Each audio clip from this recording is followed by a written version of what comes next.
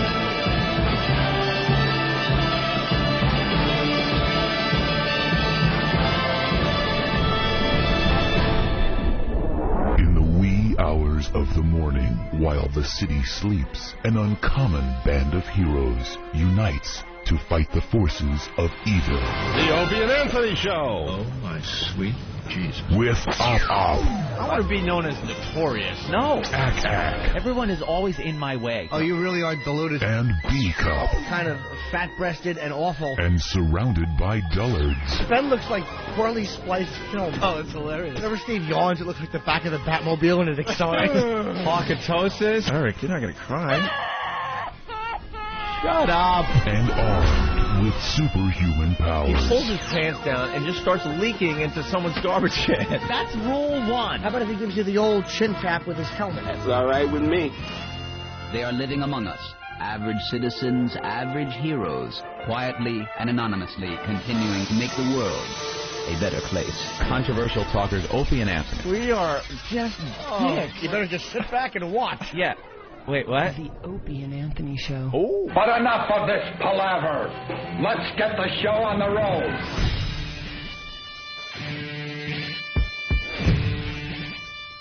I hate this place.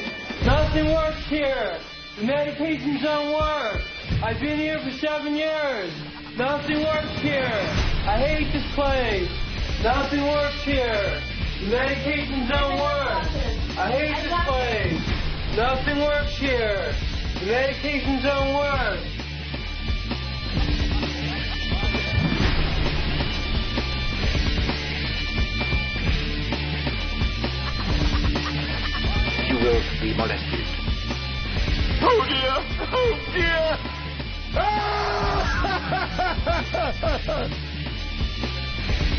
Hello, exactly. Okay, terrific. You know what a boob is? Stupid! You're so stupid! You blundering bag of book.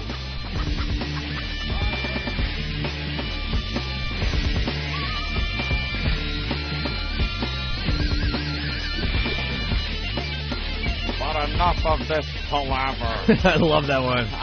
Hey, welcome to the Opie and Anthony program. The O&A virus spreading across America. If you're helping out, thank you. Thank you very much. Thank you.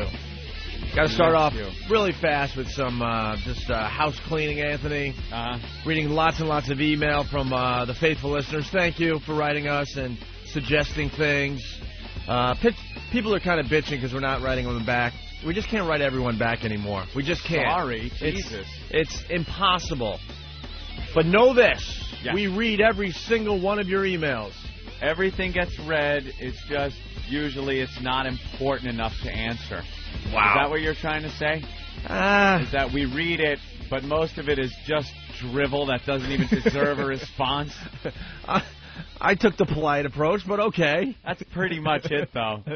But I read every single one, and people are trying to help us with show prepping the program, because it's kind of like a people's radio program. It really is. Yes, it's very, it is. very interactive, and the reason it is so Anthony and I don't have to work as hard.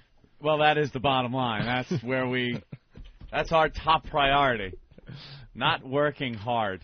Yeah, a lot of people think we're really smart out there. I guess we are, because we're like anyone else. We have cool jobs, but you know, technically it is a job, and just like any job, we don't want to work that hard at it. You come into work, what's your priority at work? Anybody. To do as little work as possible without anyone really noticing that you're not doing as much work as you could. So we come up with this concept where we make it a people's radio program, and it's interactive, and God, if you find something on the internet, please send it in. Right. Saves us time surfing around. We'll play it. We'll play it. If it's good, and if it really sucks, we'll play it too. Yeah.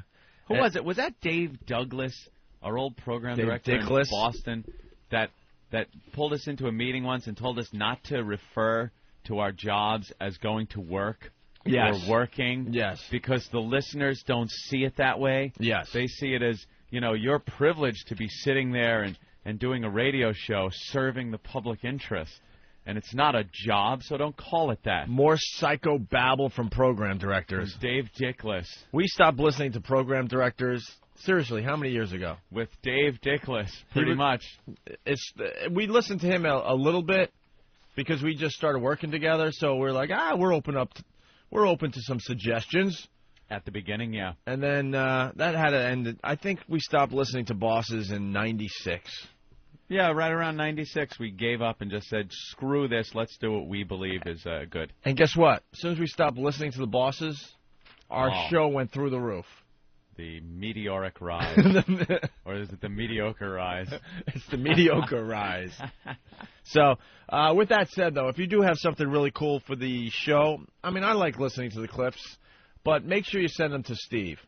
Steve is the audio guy here. Right. I'm trying to let everyone, make everyone understand everyone's role here. Everyone's job. You have audio, send it to Steve at foundrymusic.com.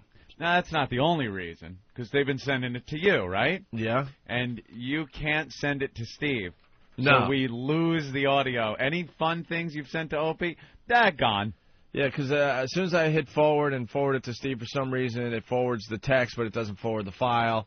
And I don't need explanations why. I don't care. Just send it to Steve as well. Easy enough. That's why a lot of you guys, if you send something cool, I write you back and go, hey, this is really cool. Could you please send it to Steve at foundrymusic.com? That's the reason. Yeah. And I don't feel like changing my whole email program and all that. So just work with us here, okay? Someone will send things. You got to attach the file. Figure it out. Don't worry about it. But, the virus is spreading, and it's starting to get very, very exciting on satellite radio. Very exciting. At first, no one was really listening. But then again, Ant and I were very rusty. Thank God. If you were there from the beginning, if you were one of those people that had subscribed to the Opie and Anthony show before we even hit the airwaves and heard that first show, Which at this point now it's a small percentage of the people that are actually listening to the show were there from the beginning. And, boy, you got a treat, didn't you? Yeah. You got to watch us regrow our program because, as we see it, we stunk. We really... Oh, did we stink up the joint. We acted like we didn't, but we were awful. Yeah. Big plans for the Opie and Anthony program in 05. Big plans, Anthony. Always moving ahead, moving forward, doing things. We got a delusional agent. He's out of his mind. Our agent, I think, is having a nervous breakdown. You got the Bob call, too, last night? Yeah, I got the Bob call. There are people out there, let's just say, that are very, very interested in taking the show and putting it back on commercial radio. Mm-hmm. And our agent, he wants us today to do an absolutely clean show that can be done on commercial radio. Yeah. Because there's one guy out there listening. Yeah.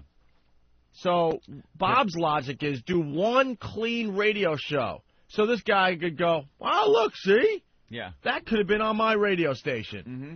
And then, you know, Bob being a dope doesn't understand. Then we go back to doing our regular show next week. And then there's the cursing and some of the content that's a little racy. Racy, a little blue. And then this guy who thought he heard us doing a show for commercial radio is going to go, what happened? Uh-huh. It's just not a way to get the show on commercial radio. Right. So today's show in particular is supposed to be a clean fucking show. Right. Bob, go fuck yourself. Not supposed to have anything. Don't, actually, he actually told me, you know, do a show without talking about Norton fucking a hooker in the ass. He did not say that. Yeah. And I was like, oh, tomorrow you want that? Right. You're going to be taping it tomorrow? Tomorrow they're going to be listening to the clean show? All right. How about him sticking his hog in her mouth? Is that good? As long as we stay away from the ass? See, it's He's just a crazy person. It's just not the way to go about it. And I was trying to explain that to him yesterday, but he wouldn't listen. And he's like, just do one really clean show, please. He's getting angry. And I'm like, well, that means that it's going to be a boring show. And Anthony and I don't try to purposely do boring shows. Not purposely, Opie. Well, sometimes they come. Sometimes they just stink, and we know that. But every day we try to give you guys an entertaining, clever, funny show. Yeah. I'm like, Bob, it's not going to happen. We're just going to do the show that we were hired at XM Satellite Radio to do.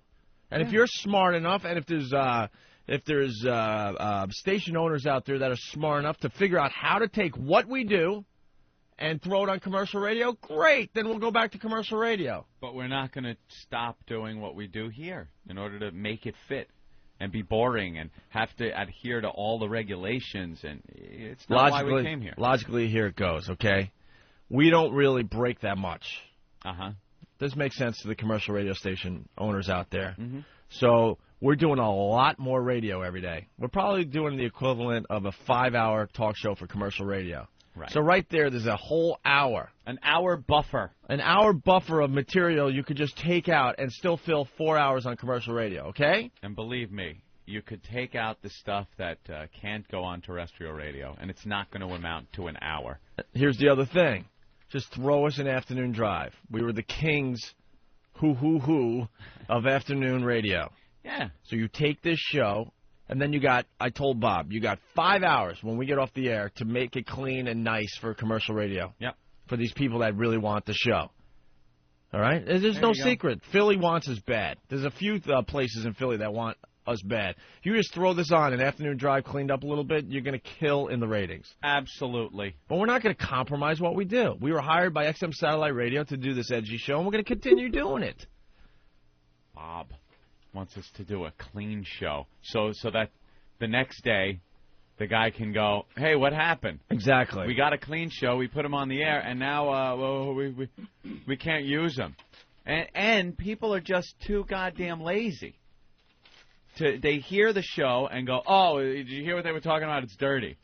Yeah, but if you put it in afternoon drive or something, then you can cut out the bad part. But that's too much work. Right. We're going to need someone that has a brain. You know, maybe Bob, the guys you're dealing with down in Philly don't have a brain enough to figure this out. Uh-oh. Have you ever thought of that, Bob? Now you've done it. Have you? Because it got back to Bob. Well, there's relatively, there's a lot of stuff that could be on commercial radio, but at times it's like a 40, 45-second part of the show that's just too dirty for commercial radio. Yeah. Well, that's where you, as the smart station owner, figures out what to throw in there, figures out how to edit the thing. It's not up to us. It's not up to us to clean up to make one guy in Philly happy so the rest of the country is miserable because we're not doing the show that we were hired to do. There you go. See?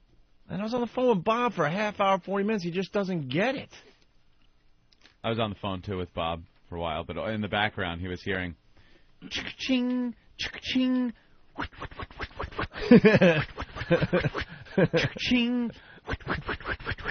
That's poker being played online. Ching. Cards being dealt. So I'm not even paying attention to half the stuff he's saying. And he hears me like grit my teeth. Son of a bitch! What's the matter, Anthony? Oh, nothing, Bob, nothing. I just got raped. The best part is like when I just tire of Bob trying to convince me of these stupid things. I go, will you call Anthony? I know, thanks. Because you really are the smarter person here when it comes, especially this stuff. You have a way of talking to him and others that just brings it all together nicely. So when I get just exhausted, I go, you know what, Bob, just call Anthony. He'll explain, because I obviously am having a tough time explaining it to you. You know? I'm trying to hold the phone and play online. Then he's like, well, if you don't want to go back to commercial radio, just tell me. Yeah, just tell me and I'll stop working for it. I'll stop working at trying. Just tell me. Oh, he doesn't understand when you just in plain, simple English go, if the situation is right, then fine. But we're not going to, start changing things around. Do a clean show. I said, first of all, tomorrow we have guests booked, and they're probably going to come in here and curse, because that's what people tend to do when they come in here. Right, and then for some reason the guests sit down and obscenities fly out of their mouths. Yeah, and then I'm like, Bob, so we would have to go on the air and tell all our listeners, don't curse because we're trying to do a really clean show today. Yeah, don't call up and curse. And then he goes, oh, well, what about Monday? I go, oh, yeah. Yeah, we'll do a clean show from Mardi Gras. Right. That's it, Bob. How about that? Bob, Well, Opie, there's some colorful costumes down there on the street, and, wow, they sure look joyous and happy. Bob, last time we went to Mardi Gras, we almost got kicked out of Mardi Gras because a girl was giving head live on our show, okay? And that was terrestrial radio, my friend. And we're going to look for that girl again when we go down to Mardi Gras Monday and Tuesday. See if she's still alive. So Monday and Tuesday, the blowjob queen or something like that? Yeah. Yeah, we almost got kicked out of Mardi Gras. Who gets kicked out of Mardi Gras? We almost did. Well, exactly. So. And, that's where we're sitting. So maybe Wednesday, Bob. Maybe Wednesday we'll do our clean show for you, Bob. Right. But I doubt it. And if we ever do a clean show just to cater to you and this stupid guy in Philly that probably doesn't have a brain to figure it out on his own, you know what? I'm giving your email out, Bob, so you could take the complaints from the listeners. Because we're gonna put them to sleep with a clean show. God. Right. One other thing before we move on. Got to bitch at the listeners. Yeah. You guys are a bunch of douchebags. Thank you, Anthony, because they expect it from me, but when it comes from you. Oh, no, our listeners are tools. They ruin everything. This just in, breaking news, DeeDee, a.k.a. Cricket, from the Kids channel on XM Satellite Radio, will no longer be on our radio show. No longer. Because the listeners blew it. Because you guys wrecked it. You guys decided it would be really funny to email the Kids channel on XM Satellite Radio with your rude comments. Yeah, good job. And then and then your rude comments to DeeDee personally. The gang in Washington got a little nervous. Yep. And I don't blame them on this one. So I get bitched out on the phone yesterday for you guys, the listeners. I'm like, hey, we don't control them. And Kevin's like, well, I think it would be best if DeeDee just stays with the Kid channel. And I don't think it would be smart to have her on the air with you guys anymore. So thanks, guys, because that was going to be a huge bit. It was absolutely huge. It was working out fine. She was good on this show, and then she did the Kids channel thing. There was no crossover. It's not like we were cross-promoting, on each other's channel the kids channel. We stay as far away from the kid channel as is humanly possible. But the listeners then had to make this interaction between this program and the kids channel with the goddamn emails and stuff and instant messages and whatnot, and you ruined it. We all knew we were in dangerous water. I mean, I just thought the listeners were smart enough to figure it out, like, whoa, hey, she works for the kids channel, but she's talking dirty on the Opie and Anthony show. We didn't even bring it up. We didn't even bring it up because we figured it would just be left alone. If we ever want websites attacked or people emailing rude comments to people, we let you know. This one, we left it alone, figuring people would enjoy the radio show, enjoy DeeDee doing what she does, and we wouldn't get they wouldn't ruin it.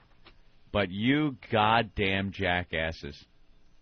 Oh, the listeners are so friggin' stupid. And we can't fight for DeeDee. We lost that one. No. We lost it. That's done. And I'm amazed. And he was reading some of the emails. I'll have to bring him in Monday or Tuesday. Oh, my God. They were unbelievable. I'm like, well, yeah, I'm like, are the listeners that stupid? Yeah. Yes, they are. I'm like, we understood how dangerous it was. Yeah, we were treading on some very thin ice, as they say. So that's done, unfortunately. And I don't know. We had plans for DeeDee. Someone better get the Emmett Smith audio of him crying. It was just on Channel 7. I love when athletes retire and then just look like idiots in front of the press. Oh, the blubbering big athlete, the blubbering jock. When they retire, they try to hold it together and then lose their minds, and he did it in his press conference. Look at this. Everyone's calling out, love DeeDee. What? What happened? It wasn't me. It wasn't me. We lump you all into one category. Stupid. Someone out there screwed it up. Dugout Doug, what's up? Good morning, gentlemen. Hey. I'll put myself out there as one of the people that emailed her. Now, I didn't really email her anything rude or anything like that, but last time she was on the show, she mentioned how great the emails were she got from the XM Kids address. So that's why I had emailed her. Well, it's one thing to email her and say, hey, you sounded cool on the O&A show, we liked your voice, whatever, but, I mean, I don't know. I mean, people were sending X-rated emails. Oh, great. Well, yeah, you always got those classless. And then there was some kid references. Let's just put it that way, because she's on the kids channel. Oh, great. Like, good. Can you play a song for little Connor Peterson? Oh, good job, people. Fun stuff like that, which is kind of funny on our show when these guys do it, but not funny on XM Kids. But maybe when the program director of XM Kids is, scrolling through his email, maybe that wouldn't be funny to read. You know what I'm saying? Then we are a bunch of asses, and I mean collectively as your fans. A bunch of asses who now, by the way, are going to be stuck with the likes of Lady Di, because DeeDee was supposed to replace Lady Di as a character on the show. It was something new, something fun. Did you just hear that? That you wrecked. Did you hear that in Radioland? What? I heard just thousands of no! No! Well, good job, people. Good job. Maybe we can, maybe since it is a new show and it is on XM, you can lay down the actual ground rules that we don't actually attack people we like. Well, you know what? I mean, and this is coming from myself, I understand, and Anthony, but at times we just got to be a little smarter. There you go. We're not asking for Einstein's, just a tiny bit smarter. Such a little bit. Just a little bit smarter. But it's so important, that little piece of smartness, isn't it? Yeah, just a little bit, especially when emailing it's good radio. The kiddie channel. Requesting songs for Lil Connor Peterson. I don't know. Don't you think in the end that might wreck the bit? Don't get me wrong. I think that's hysterically funny.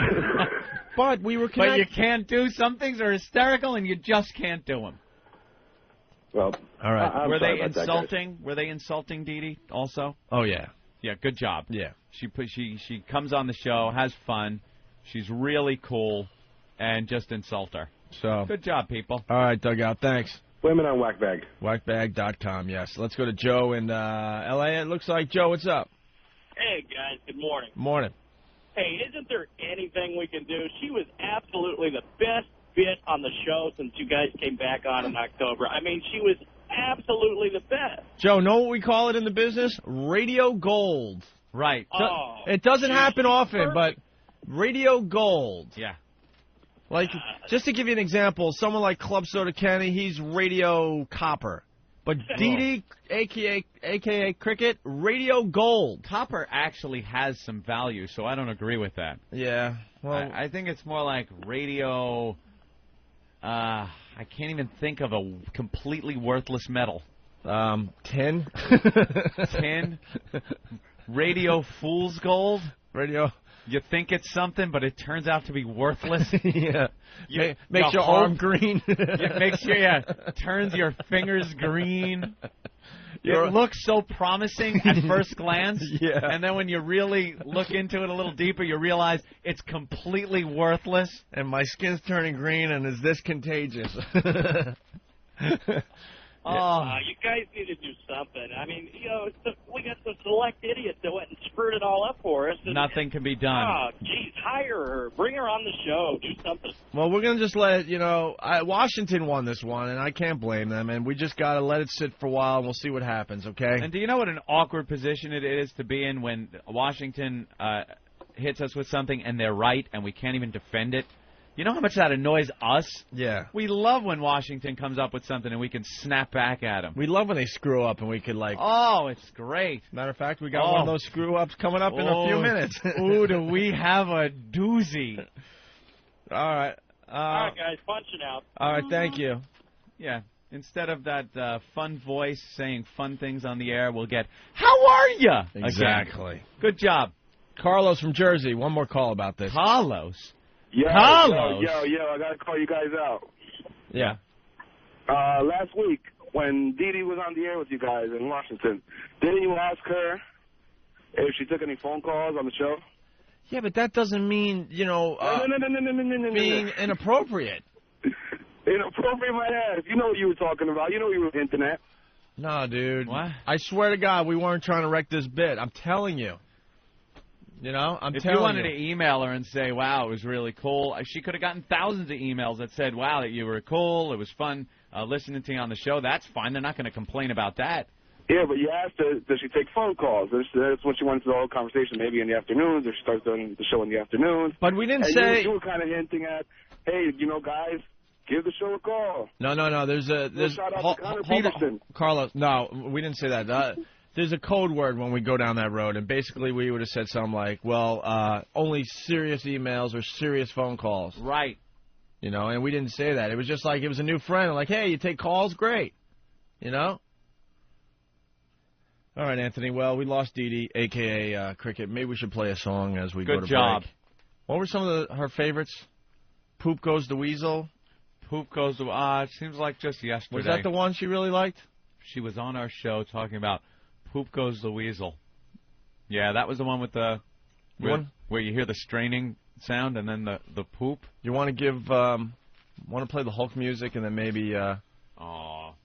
give her a little something as she fades away? A little something. I think we ought to punish the listeners first by maybe putting a catchy little song that could really get stuck in their head. Well, what would that be, Anthony? I don't know. I really can't think of it offhand. What would that be? I don't know. Right, just something. Something. Ring, ring, ring, ring, ring, ring, ring. Banana phone. Tools. Ring, ring, ring, ring, ring, ring, ring. Banana phone. I've got this feeling so appealing for us to get together and sing, sing. Ring, ring, ring, ring, ring, ring, ring. Banana phone. Ding dong, ding dong, ding dong, ding. Banana phone. It grows in bunches. I've got my hunches. It's the best. Beat the rest. Cellular, modular, interactive, modular. Ring, ring, ring, ring, ring, ring, ring. Banana phone. Ping pong, ping pong, ping pong, ping. Banana phone. It's no baloney. It ain't a phony. My cellular, bananular phone. Good. Take that with you. Take that with you. All right. Banana phone made me feel so happy, and then all of a sudden this starts playing. I feel so sad. Make us proud, Anthony. Do her right. Bye-bye. Bye-bye, DeeDee. You're so much fun to have on the program. Wasn't she? With her little voice, saying all those fun things. Yes. Can I just do something in honor of DeeDee? Of course you can. Oh, the snort. The little laugh that ended with a snort. Oh, her. What a personality, too, right? Just full of energy, full of life. Coming on our show and brightening our day. Such a short time. You know, Opie, they often say the candle that burns twice as bright burns for half as long. And I think that's true as far as DeeDee goes. She was on our show for such a short period of time, but I believe she'll be remembered for quite some time. And if it wasn't for the jackass tools that listen to this goddamn show, Okay, I'm Calm sorry. down. Sorry, I Calmo. Pull this glass dildo out of my ass, please. Calmo. And now we're saddled with the likes of Lady Di again. And Stalker Patty. So thank you, listeners, but thank you, DeeDee. We really didn't need your help on this one, listeners. Yeah, thanks for helping. You reamed it. And DeeDee, thank you. Good luck in your future endeavors. Cricket. Cricket. A Bye-bye. little pet name. Bye-bye, Cricket. Poop goes the weasel. As we go to break in honor of... I would like to hear her voice say, your mom's box. That'd be cool. It would have been your mom's box. Right. This Didn't even get a proper send-off. This is for DeeDee. All around the toilet bowl, Big Monkey chased the weasel, but Weasel has the diapers on. Goes the weasel. Big Monkey takes the diapers off, wipes the weasel's bottom, puts clean diapers on, and then goes the weasel. Poop goes down the toilet bowl, Big Monkey tells the weasel, so Weasel takes the diapers off. Weasel climbs up on the hole, but Weasel doesn't have to go. Well, maybe Weasel has to go. Then Weasel gets the feeling, and Weasel knows it's time to go. Goes the Weasel. In the water, down the hole, that is where the poop goes. Weasel knows the feeling now.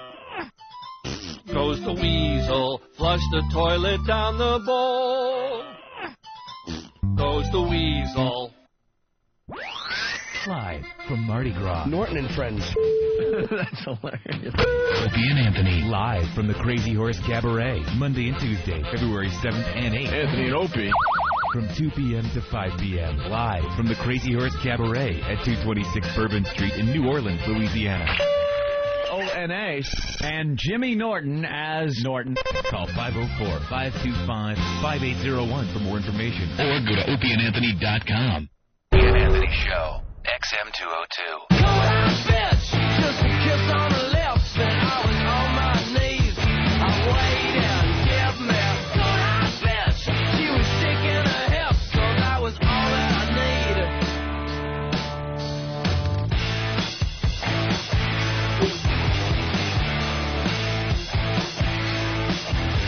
It's O&A without Jim Norton today. I think he's in Pittsburgh, right? Gee, you think? People calling up at the plug whores. No doubt, man. He should do just fine in Pittsburgh. I don't have the info in front of me, or I would give him a quick plug. Oh, it is right here. I'm sorry. It's at the Improv, Anthony, in Pittsburgh all weekend long. 412-462-5233 if you're in Pittsburgh. Check out old Jimmy Norton. And, you know, it's something that Anthony and I have been trying. When Norton's not here, we allow someone else to shine. We're all about letting others shine on this program, Anthony. Sure. Rich Voss has been sitting in for Jim Norton, usually, but Norton is too busy writing for Chris Rock. Norton. For the Oscars. Voss, I'm sorry. Voss is too busy writing for Chris Rock for the Oscars. So we don't have Voss today. No. And Bob Kelly, he's been on the show a lot lately, so we figured we'd rest him a little bit. Because we're smart. We know how to do this thing. We are? We don't need the listeners' help. Oh, wait, we do, because we said that earlier. But we don't need you to, like... Not like that. Yeah, exactly. Not like the cricket thing. Patrice, couldn't get a hold of him, so we had to go deep into the bullpen. Wow. So sitting in for Jim Norton today... Oh, do you have your song? Oh, yeah. It's, should I just play the song first? Yeah. Here comes Club Soda Kenny, he's big and stupid. 6'5" killer who skips, and if the shoe fits, it's big. Hope you're ready, cause here comes Club Soda Kenny. Thank you. Ladies and gentlemen, sitting in for Jim Norton today, it's going to be a complete nightmare. Club Soda Kenny. Good morning, friends. Hi, Kenny. How are you, Kenny? Good, thank you for asking. And I want to say thank you for having me. No problem. I'm glad you're here, and I hope you enjoy it, and the listeners enjoy your insight throughout the program today. Yeah, we get to know you a little better. How can someone enjoy being here with two of the most handsomest, most talented, most giving people that walk this earth? I know you're very excited to be here because your nipples are popping out. Oh. Everyone in the office was like, Kenny, what the hell is going on there?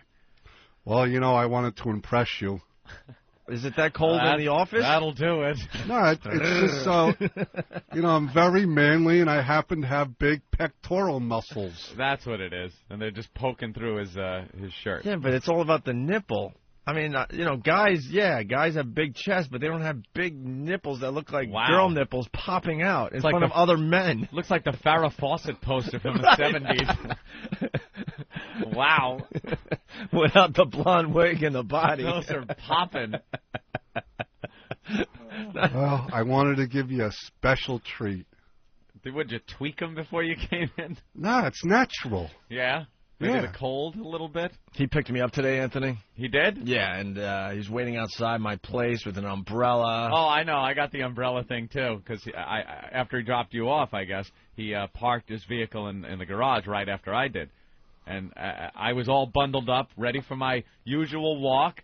I look like Kenny from South Park. I'm completely bundled up. The hood's over my head, scarf, even though it's not all that cold out today, but I feel I have to do that. I look at the cracks in the sidewalk, and I just kind of, walk to work. You waddle to work. Waddle to work. And then I hear, Anthony! I'm like, oh, maybe he won't know it's me. Maybe if I keep walking. No, he knows. So I stop. I'm like, yeah, Kenny. I'll walk with you. Oh, great. All right, fantastic. So there he was, opens the umbrella up. Yeah. You need the umbrella? No, Kenny, I'm fine. Kenny's one of these guys, he means well, and yeah. I'm going to talk like you're not here, Kenny. Yeah, I know. I'm right here, guys. He means well, and he wants to do anything to make us more comfortable. Yeah. Like he'll be doing the whole trip to New Orleans with us, down to Mardi Gras when we leave. We leave tomorrow, actually. Tomorrow, yes. That's correct. And he's got everything set, Anthony. I mean everything. That he's good at that. But he means well, and he wants to just keep us comfortable to the point that it's annoying. Oh, I know. Yeah. He's constantly there. Like I'm taking a dump when you're calling my phone to tell me that you're outside, and every minute when I wake up is very valuable. So now I'm like, now I have to stop dumping, get up to answer the phone because Kenny's outside. He's a mother hen. You really are a mother hen. I apologize that I broke your rhythm. Yeah, you kind of messed up the rhythm, actually. The rhythm got messed up? Is that what it was? Yeah. But not to change the subject, I must compliment Anthony on the wonderful impression he does of me. Oh, very good. Thank you. Coming from you, that's a compliment. No, you are a great impressionist. I was always overwhelmed by all your impressions. Thank you, Kenny. More of this coming up on the Opie and Anthony program. No, we're going to have fun. I know that. Right. You prepared stuff, too, didn't you? Oh, I got it going on. He does. He did prepare more than Jim Norton usually does, so. That's not saying much. What do you kind of got in front of you without giving it away? I know you were working on some new jokes. Yeah. And you want to ask me I didn't sleep too good last night. You want to ask me why? I want to ask him. Kenny? Didn't say that. You want to ask me? Kenny, I noticed you're looking a little tired. Looks like you might not have slept well last night. Yeah, 'cause my dog was barking all night and wouldn't shut up, so I threw a shoe at it. It was a hush puppy.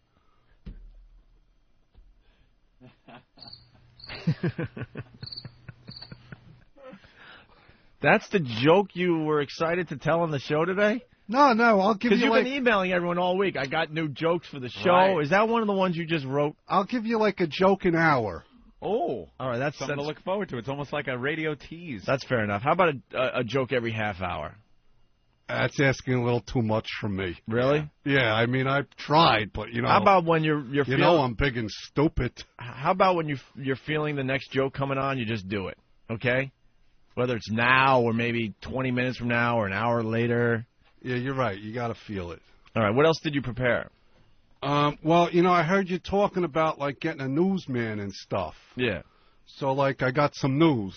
Oh, are you auditioning for the newsman spot on the show? I do whatever it takes. Now, Washington had said to us that they think a good idea would be for us to have a news person on the program, so that way they can throw the headlines out, and me and Ope can react to them. Unlike any other program you've ever heard on radio. This is a completely new and original idea from Washington. So we're auditioning news people for something that I'm sure we'll implement as lickety-split. I think we have a couple black women coming in today. So do we? Yeah, that'll be exciting. Well, wow, that's really original. Speaking of black women, I want to give a shout-out to all my Nubian friends for Black History Month. Oh, it is Black History Month, February. Very good. Do you know any? Yeah. Oh, I'm very versatile. You have black friends? Kenny. Yeah. Black people don't own XM satellite radios. Oh. Oh. Maybe they've stolen a General Motors vehicle. Okay. There you go. Yeah, that's right what now. they do. They're laughing right now going, ha ha, funny white boys. Could happen. All right, well, Kenny, we're very happy that you're sitting in today. Nobody's happier than me. And that's for sure. Speaking of Norton, there is a huge problem going on with Norton. Yeah, I discovered that. And someone has to volunteer to tell Norton live on the show today. Yeah. It is going to drive him nuts. He is going. First of all, I don't think he's going to believe anything. You know. Right. Oh, he'll believe it. Wait, real fast. I got to go to Pat the trucker. Pat, go ahead. Yeah, I'll be honest, sir. This Club Soda Kenny's on today. That's kicking back, and it's for DeeDee, right? Oh, are you saying this may be punishment for blowing it with DeeDee? I think extreme in this case, I think. But yeah, you know, out there anyway. We didn't plan it that way, but I gotta agree with the guy. Yes, Kenny being punished. Kenny could serve the purpose today. Yes. Mm-hmm. So, Anthony, you know Jimmy. I know. What is the one thing that would drive him nuts? Well, there's a lot of things. There's a lot of things that drive Jimmy nuts. Because Jimmy's wound tight. We all know Jimmy's wound tight. He's very picky about certain things. If he gets his mind set on something, very difficult to change him around. He's a very strong-willed person. Things that upset him, food. If his food's things with food, not right, sure. If his food isn't right, he kind of freaks out a little. But he's not here, so he'll grit his teeth. Go, yeah, but he's not here, so the food thing, you know, whatever. Not the food thing. It's something that will piss him off when we call him in Pittsburgh this morning. Well, I do know that we're traveling, and that's usually a big issue with him. Things like hotel rooms, times, things like that. I know last time for the Vegas trip, there was problems with the travel arrangements, and I had never seen him so upset as I did when I saw him in the office during a conference call with Washington about the travel arrangements. Yeah, and you guys got to understand, off air, Jim Norton is wound tighter than I. Yeah. Big time. And tighter than on air. Huh? And he's wound tighter than he is on air. Oh, way tighter. Yeah. Way tighter. And he needs everything to go perfectly smooth for him.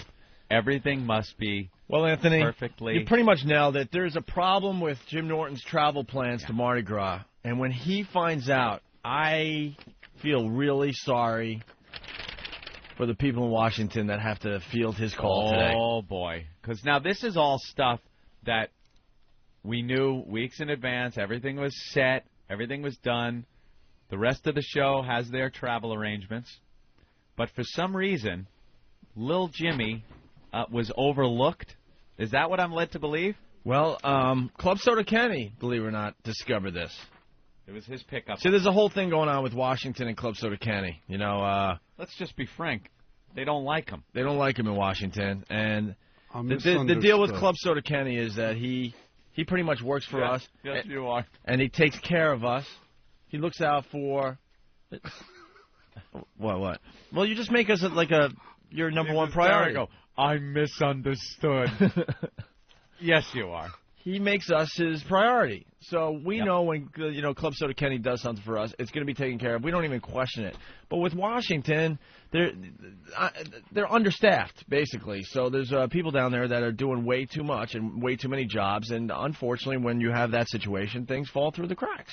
When we travel, we need one person whose sole focus, whose sole purpose is to take care of this program. So kiss me and smile for me. Tell me that you'll wait for me. Music. Hold me like you'll never let me go. 'Cause I'm leaving on a jet plane. All of us except Jimmy Norton. Oh, babe, I hate to go. Well, that's right. Jim Norton might not be in New Orleans. Everyone else is leaving. All right, we can fade this awful song out. I should have picked Jet Airliner after all. Damn it. Anyway, Anthony, this email from Club Soda Kenny. Megan. It's to Megan and forward to all of us. Which was written at midnight, by the way. Just a few hours ago. Norton is not booked on a flight on Sunday from Newark to New Orleans. Or the return from New Orleans to Newark on Wednesday. Oh, my God. According to Continental, originally there was only a 24-hour courtesy hold put on those flights for him, but nobody followed through on them. Uh-oh. So what is that, Kenny? That means that the call was made. Yes. And then what happened? I don't like to talk bad about people. Don't talk bad about people because they hate you already. The ball. Okay. Right, but some arrangement was made. Yes, there was a 24-hour courtesy hold, a reservation made, and I guess maybe in XM's eyes there was some confusion because Jim was already in Pittsburgh. Yeah. Doing the improv thing, and then we were all leaving from Newark doing our thing. So they assumed, I guess, Jimmy would drive from Pittsburgh to New Orleans? just somehow, that, like you said, fell through the cracks. Right. And Kenny's obsessive. Like, he keeps checking over and over again and makes sure everything is set right up to the moment we're leaving. Yeah. You know how... And so Kenny just casually checked in and said, uh-oh, everyone is confirmed except for Norton. Except Jimmy. You know how stupid Kenny is? It's because his brain is completely taken up with serving us and this program. He just doesn't do anything else. Well, may I tell you maybe a medical thing? Yes. I am the way I am because my brain is a little left of center. All right. Little left of center. Does that count as one of your jokes, hopefully? No, that's like the truth. That's It's not a joke. It's the truth. It's the truth. It's the truth. So Kenny took it upon himself to make sure that Jim had some kind of flight to New Orleans, so he did get Jim on another flight if Jim is willing to take that flight. It had better be Continental. Here's the other thing: is it Continental? We don't know. Oh no, we don't know because he will. Here's the thing: he only flies Continental. Right. And call him a diva, but he only flies first class just because he's a traveling comic. And it's gotten to the point that, he wants to be as comfortable as possible as he, jets across the country. That's what he does. He travels first class. He just doesn't deal with, coach and all that because he flies so much during the year. Yeah. Well, the email continues. More bad news for Jim Norton. First class is only available going to New Orleans. First is not available on the return flight. Oh, my God. Norton is going to lose his mind. No, you know what? I tell you, Norton will not lose his mind because he will not believe this. Because of the last joke that was played, he will insist this is a joke. He will not believe that this is actually the truth. He will think it's a joke. Because there's no way, after the Vegas thing with travel, that they could have possibly screwed up his travel arrangements this time. He's not going to accept that as the truth. What? Look at the nice salutation, how I ended it on the second page. Oh. Second page. Flip that page, Opie. Read the salutation. All right. I don't know how I'm... Oh, okay. This needs immediate attention, because he discovered this in the middle of the night. XM in Washington has no idea this is going on yet. I don't know how anyone is going to justify this to Norton. That's the truth. Please call me and let me know that this was taken care of. If XM would allow me to make the travel arrangements, I could take care of this. Godspeed, Kenny. That's a great line, Kenny, because it's the truth. I don't know how anyone is going to justify this to Norton. Well, I had justify this screw-up, and then I thought better and took screw-up out. Ah, so you're getting smarter. Very good, because they really are not fans of Club Soda Kenny down there. I know. That's why I'm going to win them over today. That's my goal. Good luck. All right. Good luck. He's motivated. Maybe when you talk to him, you could make sure you're louder. Yeah. Yeah, that helps. All right, so that's going on, and we got to get Jim Norton on the phone. He's not answering his phone yet. Oh, he's sleeping. Why would he be awake? Well, he's got to get up for Pittsburgh TV and Pittsburgh Radio. What? In the morning? Yeah, he's doing all sorts of stuff down there. What time is it over there in We're Pittsburgh? over there. Where's Pittsburgh? Is it over or down? No. It's kind of over and a little down? It's over, a little down, and in the same time zone. Okay, yeah. It's not that far away? No. Oh, I thought it was Pittsburgh was kind of near, like, Michigan or something. Mm-hmm. No?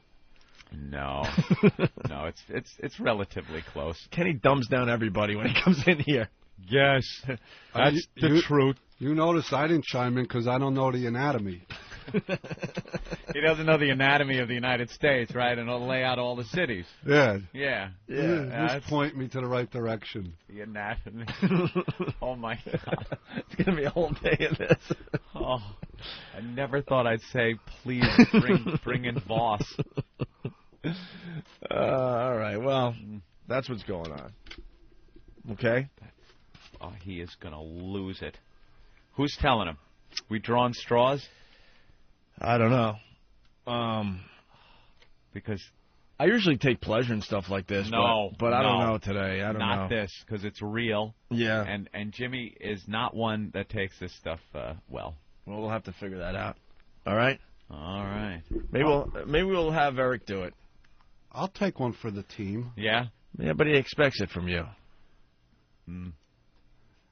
Hey, you know what I'm missing? What? I hear you talking about that rump wrangler intern. Is he here? Noah? Noah's not here today. Oh, he's not it. in today. Rump wrangler intern. We don't know what he does.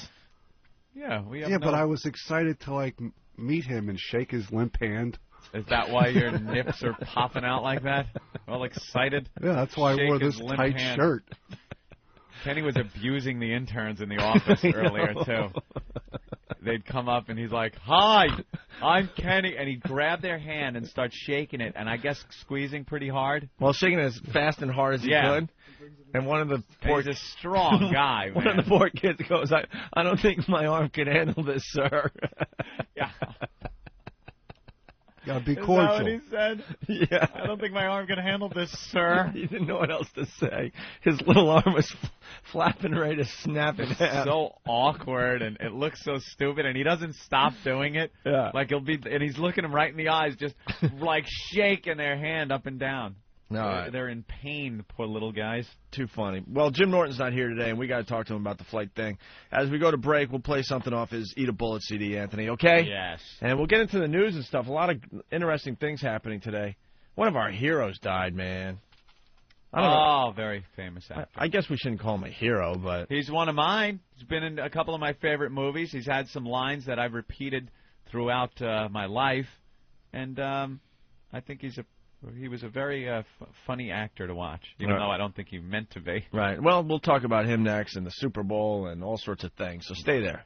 I just moved, I went through a big move. I grew up in New Jersey. I just moved into New York just because I had, to be closer to work. Moving is so expensive. In 2 days, I have spent $1,200 in Bed Bath & Beyond. I love Bed Bath & Beyond. I don't know if you're aware of this, but as a man, after $1,000, you get a letter congratulating you on being homosexual. Towels are $30. I didn't know that. I lived at home till I was 28. And I moved in with people who had towels. $30. I picked up a hooker once for 20. You know how annoying that is? I could have just handed her a towel and gotten change.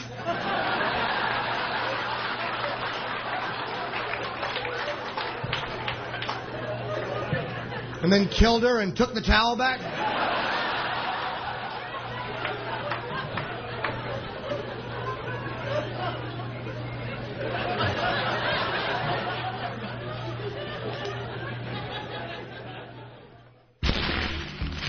State of the Union. Gas prices going up again. The Opie Anthony Show on XM. Oh. Poop goes the weasel. Ramon, give me your sleeve. Opie Anthony Show. XM 202. Hola!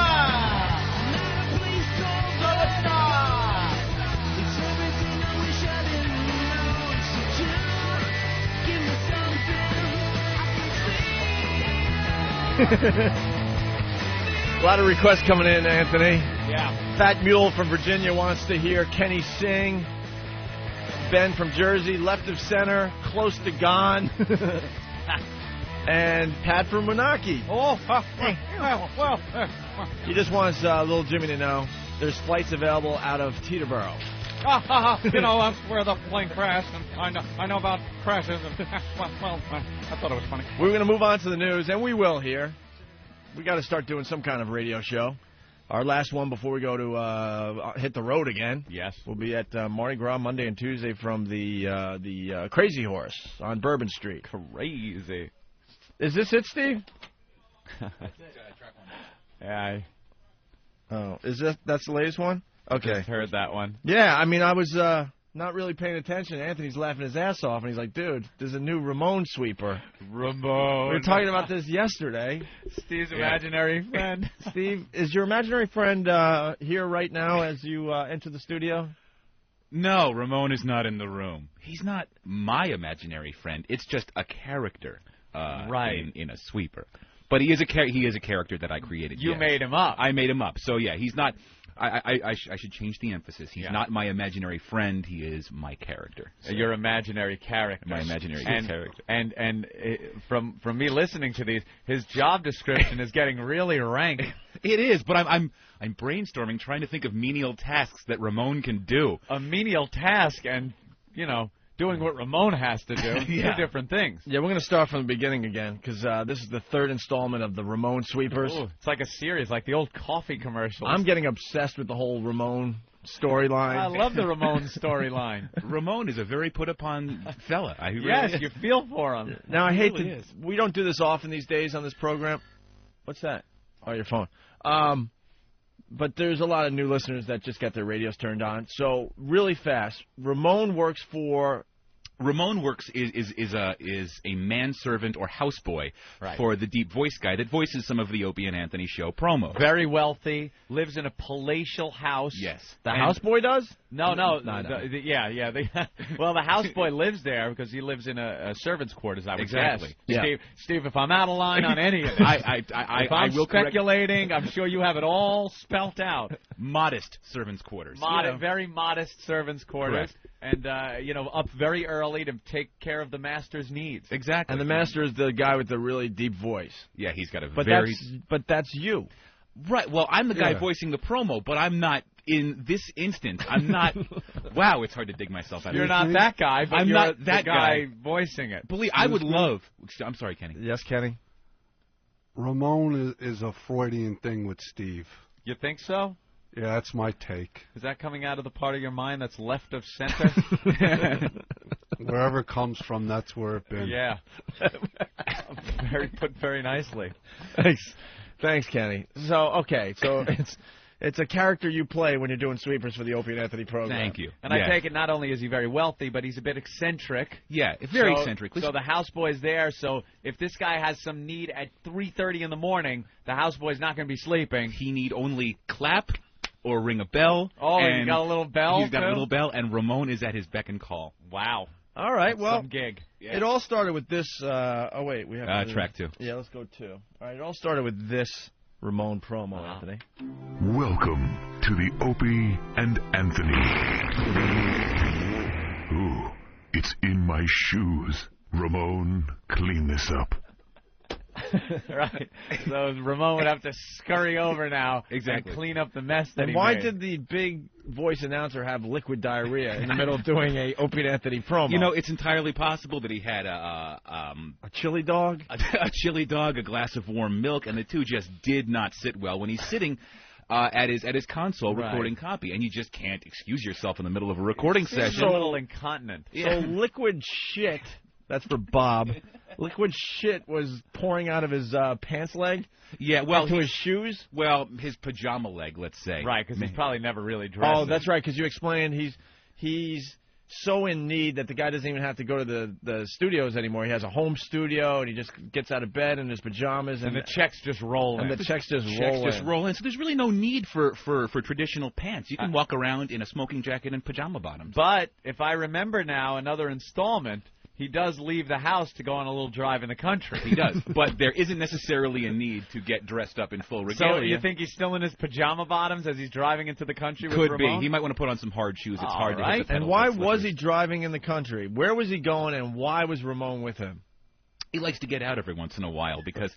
time off. Yeah, you hop in the Bentley, take a nice leisurely drive through the... That's what I pictured, too, a Bentley with the convertible top down, an old-fashioned picnic basket in the back. Exactly. And they're driving out to the country where he will not even so much treat Ramon, but Ramon is there, again, to open the bottle of wine, to set the plates out for him on this little picnic he's going on. Give him a manual hand release.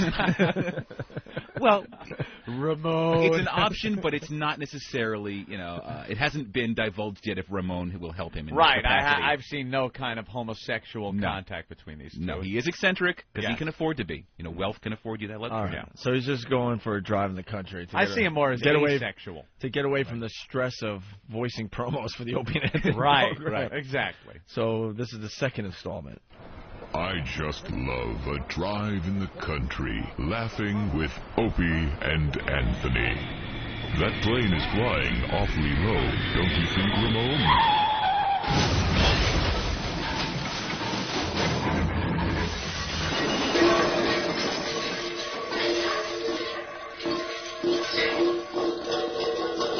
Ramon, call 911. All right, there's a couple things I noticed in this promo. Not only does this voice guy, does he have a name? Not yet, no. You really need a name for him. We haven't established what his name is. It's got to be something snooty, I think. All right, well, whatever this guy's name is, not only does he voice the promos for the Opie and Anthony program, it looks like he's also a fan of the show. When he has some leisure time where he's taking his ride in the country, he's also enjoying the Opie and Anthony program on his Sky-Fi. He was. He had Rody 2 or something, XM radio in the car with him. And if you listen closely, you will hear a very low, in the background, audio from the Opie and Anthony show. Are you kidding? I picked up on that. I didn't hear that at all. I'm very want to hear it again? Let me hear the first part at least. Welcome to the Opie and Anthony. Sorry. Car one. Yeah, no, I'm sorry. That's the incontinent. I just love a drive in the country, laughing with Opie and Anthony. So you're just talking to Ramon? You're having a little conversation with him? You're enjoying the Opie and Anthony show? You can hear it slightly in the background. In the background. Wow, I didn't know he was a fan. I feel flattered now. Yeah. Your show is good foreplay. Ah. All right. And then, now we have the latest installment that we heard going into break. Here's the new one. And what's the setting for this one? Back at home? No, he's in a public restroom, actually. Oh. He had to venture out. he, might have gone out to meet his broker, to discuss his stocks. Sometimes you really got to sit down with your broker. He's eccentric, but he is a successful businessman. Of course. He's got a lot of money that needs taken care of. Exactly. So he's in a public restroom, and public restrooms are, havens for all kind of deviant behavior. So Ramon does have to stand guard. That is true. Okay. And what kind of restaurant is this? Is it a restaurant bathroom? Is it a rest area? This happens to be like a business office, like one of those, like a Manhattan business office. But still, because you can hear like a little music in the background as you. Oh, okay. All right. State of the Union. Gas prices going up again. The Opie and Anthony Show on XM. Poop goes the weasel. Ramon, give me your sleeve. All right, listen, man. Okay, he was on the ball reading the newspaper. Right. The headlines, if you will. Yeah, the headlines. Reading the paper. Took a dump. Took a dump. Poop goes the weasel. Right. And why Ramon's sleeve instead of the toilet paper that might be right next to him? Because I'm starting to think that this guy's a sick app. Institutional toilet paper is is much more coarse than Ramon's sleeve. Yeah, Ramon. He's not a poorly dressed manservant. He wears silk shirts. Well, it would look bad for the guy, the rich guy, if his manservant was walking around like a slob. Exactly. So he's well dressed to make him. Not that he cares about Ramon, but he cares about his image. And if he's walking around with a slob, it doesn't bode well for him. Exactly. So Ramon is well dressed, and silk does tend to feel better on the backside than coarse institutional toilet paper. Now, let me just kind of go into the future a few minutes after this happens. Sure. What would Ramon do with his shit-stained sleeve?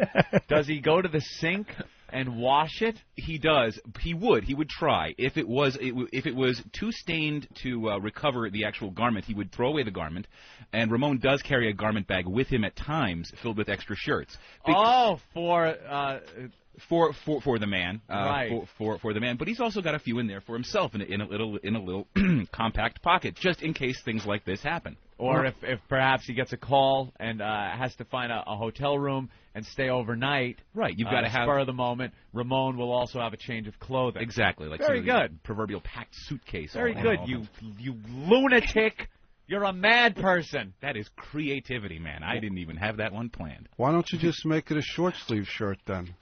Oh, it could be. If it was a summer day, that would be rough. It could be, but Ramon then would have short sleeves. Exactly. It's entirely possible Ramon could take the sleeve off. Yeah. Steve, thank you so much. You're welcome. See you later, Ramon. Yeah, Ramon is opening the door for you, so there you go. There he goes. Martini Steve, better known as... Ramon, you dropped something. Steve the Bear and all that, and here's a little song about that.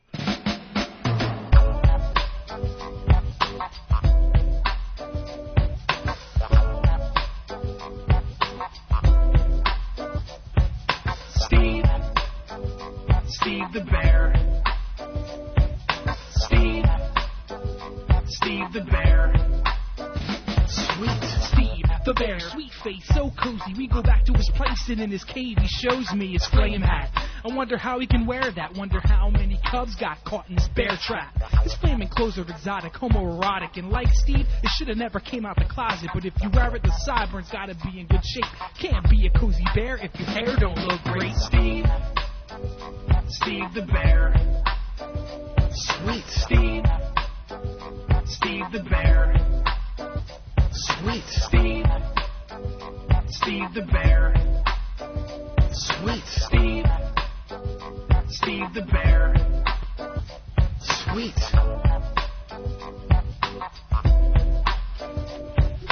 All right, Anthony, moving on with the Opie and Anthony program. That song is creepy. It really is creepy, right? Who did it? Chemistry? Yeah, Chemistry. I like Chemistry and all. I like some of the other stuff he's done. You don't like that I'm one? not a fan of Steve the Bear. Why? Because it's too creepy? It's creepy. There's something, and not creepy in like the way we like creepy. Right. There's just something that annoys the living piss out of me when that song is playing. I can't put my finger on it. I'd rather hear the goddamn Banana Phone song. Did you say the Banana Phone song? Well, as opposed to Steve the Bear. I was kind of like making that comparison that I'm not a big fan of Steve the Bear. And you'd rather hear what? Well, if I could just say, off the top of my head, anything else that would be annoying that I would rather hear, it would be something like maybe the banana phone song. Ring, ring, ring, ring, ring, ring, ring, banana phone. Ring, ring, ring, ring, ring, ring, ring, banana phone. Yeah, like that. But you don't like Steve the Bear, huh? Not a big fan. It's just something about it. It's something about the sound of it. It annoys me. Well, the banana phone Am song. I alone here? The banana phone song has taken on a life of its own, Anthony. Yeah. We did the heavy metal version yesterday. Yep. There's a spoken word version of the banana phone song. Stop it. I swear to God. Really fast. Take a listen to this. Ring, ring, ring, ring, ring, ring, ring, banana phone. Ring, ring, ring, ring, ring, ring, ring, banana phone. I've got this feeling. It's so appealing for us to get together and sing.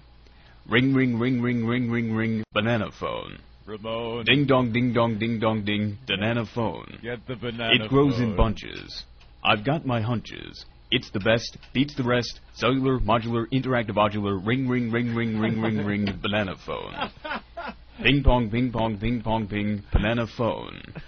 It's no baloney. It ain't a pony. My cellular, bananular phone. This thing is taking on a life of its own. There's videos being made and everything. Spoken word. I like that. Spoken word, yes. Gives it an element of class. It's so awful. Ring, ring, ring, ring, ring, ring. He had good diction. Yeah? You like the diction? Yeah.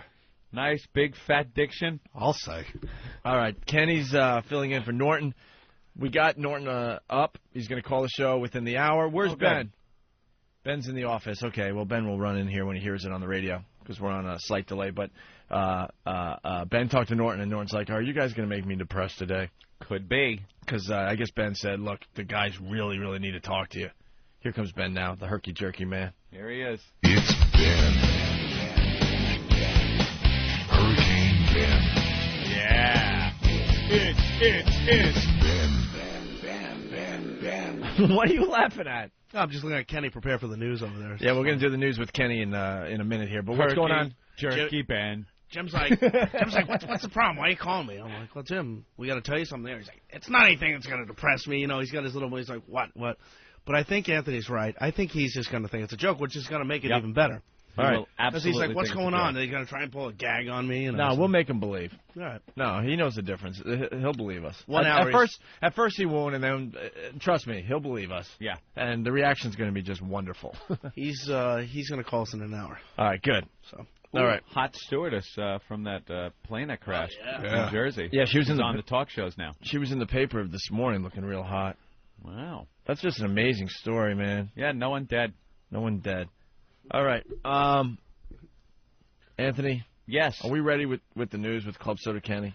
Can I say no? Are we trying out a couple people today, Ben?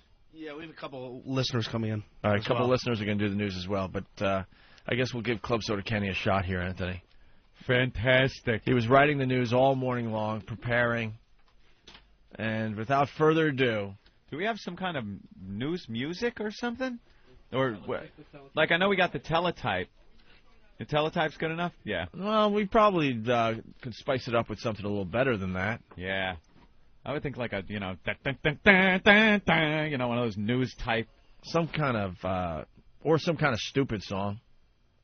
Well, it wouldn't be serious if it's a silly song. You know what? You like could circus music. You could play Lady Di's music just to get it going because we're about to get retarded in here. Oh, that's not a bad idea. Don't lump me in with the cooler, please. That's right. Club Soda Kenny calls Lady Di the cooler. Every time she calls the show, it just cools off. It just wrecks the show. Exactly. They're working hard in the other room trying to find something, Anthony. Where is it? Oh, you can't find it? I'm so charismatic. I'll just say the news.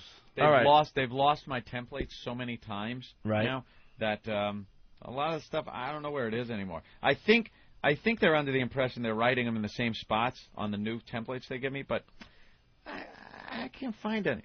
I can't find anything. Well, you should ask Ramon to help you out. Ramon. All right. Well, Derek, you have something we could go to? We'll just do teletype if we have to. Yeah. No? You don't even have teletype? Oh, yeah, let's just do that. Anthony, with the news, filling in for Jim Norton today, it's Club Soda Kenny. Good morning, everyone, and here is some news. I got a cute little story about Condoleezza Rice, the president's secretary. She's, like, going on the road to, like, different places. I don't know. Is she single? Is that why she wants to just get out and meet some guys, or... All right, turn off the teletype. Kenny. See, what you're doing here is a very serious segment of the Opie and Anthony program. Did you ever hear the news on radio? Like 1010 Wins does it in New York City. Yeah, but like on the TV, like the news guy interacts with the sports guy, and then they interact with the weather guy. I'm interacting. It's your show. Like I want to make you guys look good. No, let's just say you're the news guy. And you read the news. Well, maybe he was just asking a question. Yeah, because that he was going to answer himself. I never hear like John Montone saying that on 1010 Wins. He has his story. He goes through it. Well, why don't we? Yeah, but there's got to be a reason why she's getting out there traveling. Yeah, that is not for you to reason Hold why. on, but that's the new trend in news where these guys give their the backstory. They give their opinions a little bit, and they comment a little bit on the news. Wow. All the newscasts are slowly but surely going that way. Is that your style then? Yeah, and it's his style. He's just trying out. It'll be up to us if we don't like his style. I was thinking more Cronkite than Fox and Friends, you know? Well... I don't know. I just gotta I gotta know why does she gotta meet with Tony Blair? Hold on, we're gonna start over because Anthony, I think we should allow him to do the news in his style. Okay, forgive me, Kenny. Let's start over. I'm sorry. No, I thank you for your input and your criticism. Of course you do. All right, Anthony. Without further ado, with the news, it's Club Soda Kenny. Okay, people. Here's some news. I'll try this again. I got a few cute stories. The first one we'll talk about Condoleezza Rice, the president's secretary. Yeah. Because, secretary? Yeah. She's the Secretary of State. Same thing. She's not the president's secretary. Oh, my God. All right, sorry, continue. I don't know. She's going, like, around the world. Like, meeting with, like, people, the Iranian people. She's en route to London for her first international trip with Tony Blair. You know, he's kind of handsome. Palestinians, Iraqis. Talks here about the president made the speech of the Union the other night. The State of the Union address? Yeah. All right. What is the speech of the Union? Speech of the Union. You know, when he said, like, there's no more Social Security, you know, and how good everything else is. Oh, my God. You know, there's more info on that How's Your News show with the retards. No, this is good stuff, believe me. All right. All right. It's like a build-up. Okay. Iran agreed to temporarily suspend the enrichment of uranium. And then the Europeans have tried to persuade Bush to be more active with their roles in the talks. What? What talks? What is that? It's about lifting the sanctions on Iran. You know, all right, because What are the sanctions on Iran? I don't know, but that's the key to a permanent deal. No, she was in France. France, she's going to Middle East. Oh, we're still talking about Condoleezza. Yeah, the secretary. She's going to Warsaw, Ankara, Rome. Where's Warsaw? Isn't that like Germany? Yeah. Or Poland. Great. All right, close enough. Luxembourg, that's Germany, right? Oh, all right, very good. Israel, Palestinians. Well, no, it would be She's going to talk. Palestine. She's going to talk to Israel's Prime Minister Ariel Sharon and President Muhammad Abbas. Okay. And then the meetings will come on the eve of a summit. What is the purpose of her trip? I don't know, but it's the highest level meeting between the two sides since the start of the Palestinian fall of 2000. Right. All right. All right. Everybody got that? That's your international news? Yeah, yeah. From the international desk. Oh, no, I got more because the poor Pope ain't feeling good. All right, let's go. The Pope, Pope John Paul II, he's breathing more easier now. I wonder if he went to Norton's ear, nose, and throat doctor. Would a newsman bring that up? Well, Jimmy's always talking about his sinuses. Yes, he is. He has his weekly address from a Rome hospital. Norton? No, the Pope. The Pope. They're treating him for the flu and respiratory troubles. The Vatican said. I don't know if buildings could talk. I think that was a joke. Are you throwing jokes into your news? It might be his style, though. Like a little caveat. Caveat. All right. Like if I wanted to say, I got a couple Pope jokes, but they're visual, so they're no good for the radio. Right. But I could do them for you guys and try to explain it the best I could. All right. Why don't you try to explain a visual joke on the radio? All right. This is it. You know how, like, the Pope goes out in public and he's in the Pope-mobile, and when they're driving him around, he's got his two hands up, and people think they're getting a blessing from the Pope? Right, he waves those hands around over his head, directing his hands toward the people, almost as a visual thing, almost like he's landing a plane. Right. But what the Pope's really saying is, I got a cock this big, nobody believes me.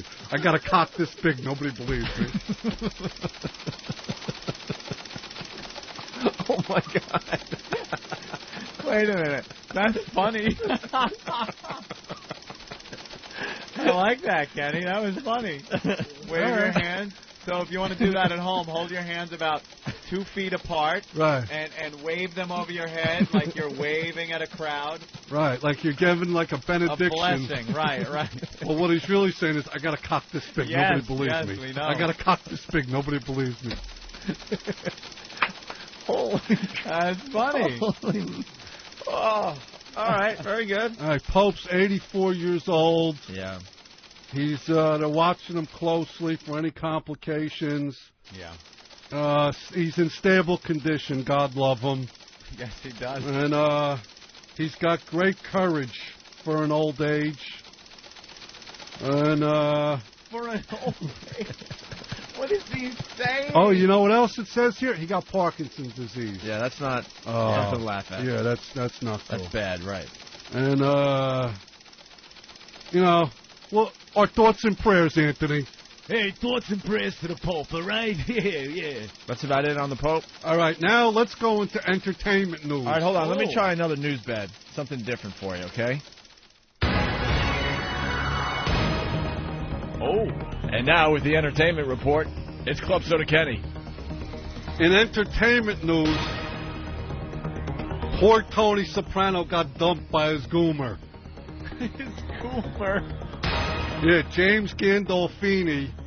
He left his wife for the side piece, and then she dumped his ass. The side piece did? Yeah. Okay. Yeah. Dumped his ass. That's a little blue for entertainment report. I've never heard that on Entertainment Tonight. I know, because it's the morning time now. Yeah, oh, okay. It's a morning show. All right. We got to wake up, everybody. It's a beautiful day out. So she dumped him? Yeah, she dumped him. And this is according to the National Enquirer, of course. And, but, like, he don't care. He's going to do some more movies, like Joey One Way. And then Kill, Faster, Faster. All right. So he's doing things. So he's good. I'm sure he'll get another chick. Well, our best goes out to James Gandolfini. Yeah, he'll be all right. Figured I'd throw that in like an interaction thing with Kenny. All right. Are you almost done or no? A few more stories? What do you want, sports or weather? Well, what else you got there? That's your other stuff? Yeah, this is some other stuff. This is what the news they originally printed out for me, but I requested a larger font. Oh, maybe I could say something like, Don't go anywhere. Club Soda Kenny's forecast is coming up. Find out if you're going to need a rain slicker or not. But first, sports. Sports with Club Soda Kenny. Everybody should be watching the game Sunday night. It's the Super Bowl game. It's the last game, well, the second to last, because there's a Pro Bowl after the Super Bowl. But it's the big game between the Philadelphia Eagles and the New England Patriots, right? Very good. And everybody's waiting to see if that guy, T.O., is going to play, you know. And I guess everybody can't wait to see Paul McCartney at halftime and all the commercials that they spend millions of dollars for. Kenny, I got audio of Paul McCartney. I'm going to help you out with the news. Oh, thank you, Opie. Talking about sound clip. Yeah, talking about his halftime show. Extravaganza. Of course, last year, all the controversy with the Janet Jackson thing, Paul McCartney's stepping in, and I don't know, there's a hokey headline today about Paul McCartney. It says, Paul won't disrobe, he'll just let it be. Oh, see, they took a title to one of his songs. Like a play on words. And put it in the headline. Right. It's kind of clever. Here's Paul McCartney talking about the halftime show. They have an idea I might not have a wardrobe malfunction. Paul, and I can safely tell you I won't. Paul, because we're going to play naked. Oh. Who wants to see that, ladies? Yeah, you still want to see Paul McCartney naked? Have a wardrobe malfunction, boo. Boy, he's just a card, isn't he? Oh, he's hysterical. That ought to be a great show. All right, go ahead, Kenny. Yeah, you're looking forward to the Super Bowl commercials? Yeah. You know what? You know what I'm really looking forward to? A lot of people don't notice. Newscast. I am spending Super Bowl Sunday with you guys. That's what I'm looking forward to. That's you right. are? Yeah, New Orleans. Yeah. We got to find a place to watch the game still, but yes. Yes, that's what I'm looking forward to. All right. Is that all your sports? What about the hockey sports? There is no hockey. All right, there you go. Right? Season's about to be canceled officially. He's right about that. You know what hockey players say? Get the puck out of here. What about Emmitt Smith retiring? Yeah, good for him. Let him enjoy himself. He got like the record though for the most rushing yards. That's what I know. You want to play the audio of Emmitt Smith too? Oh, we got that? Yeah. Yeah, why don't we play this? We might as well. He's in his sports segment of his. Well, Anthony and I, we really find it very funny when these athletes that are very tough. Yeah, tough guy. On the playing field. I know. Then retire and just sound like, and look like. It really looks bad. Looks bad. Looks like idiots. They sit there. They start out kind of fine, and then as they start talking about something that's very close to them, they lose it. Right. And it's so cringe to watch. And this is Emmitt Smith kind of losing it.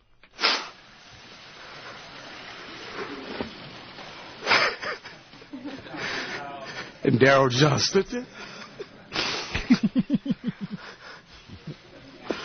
I thought I could make it.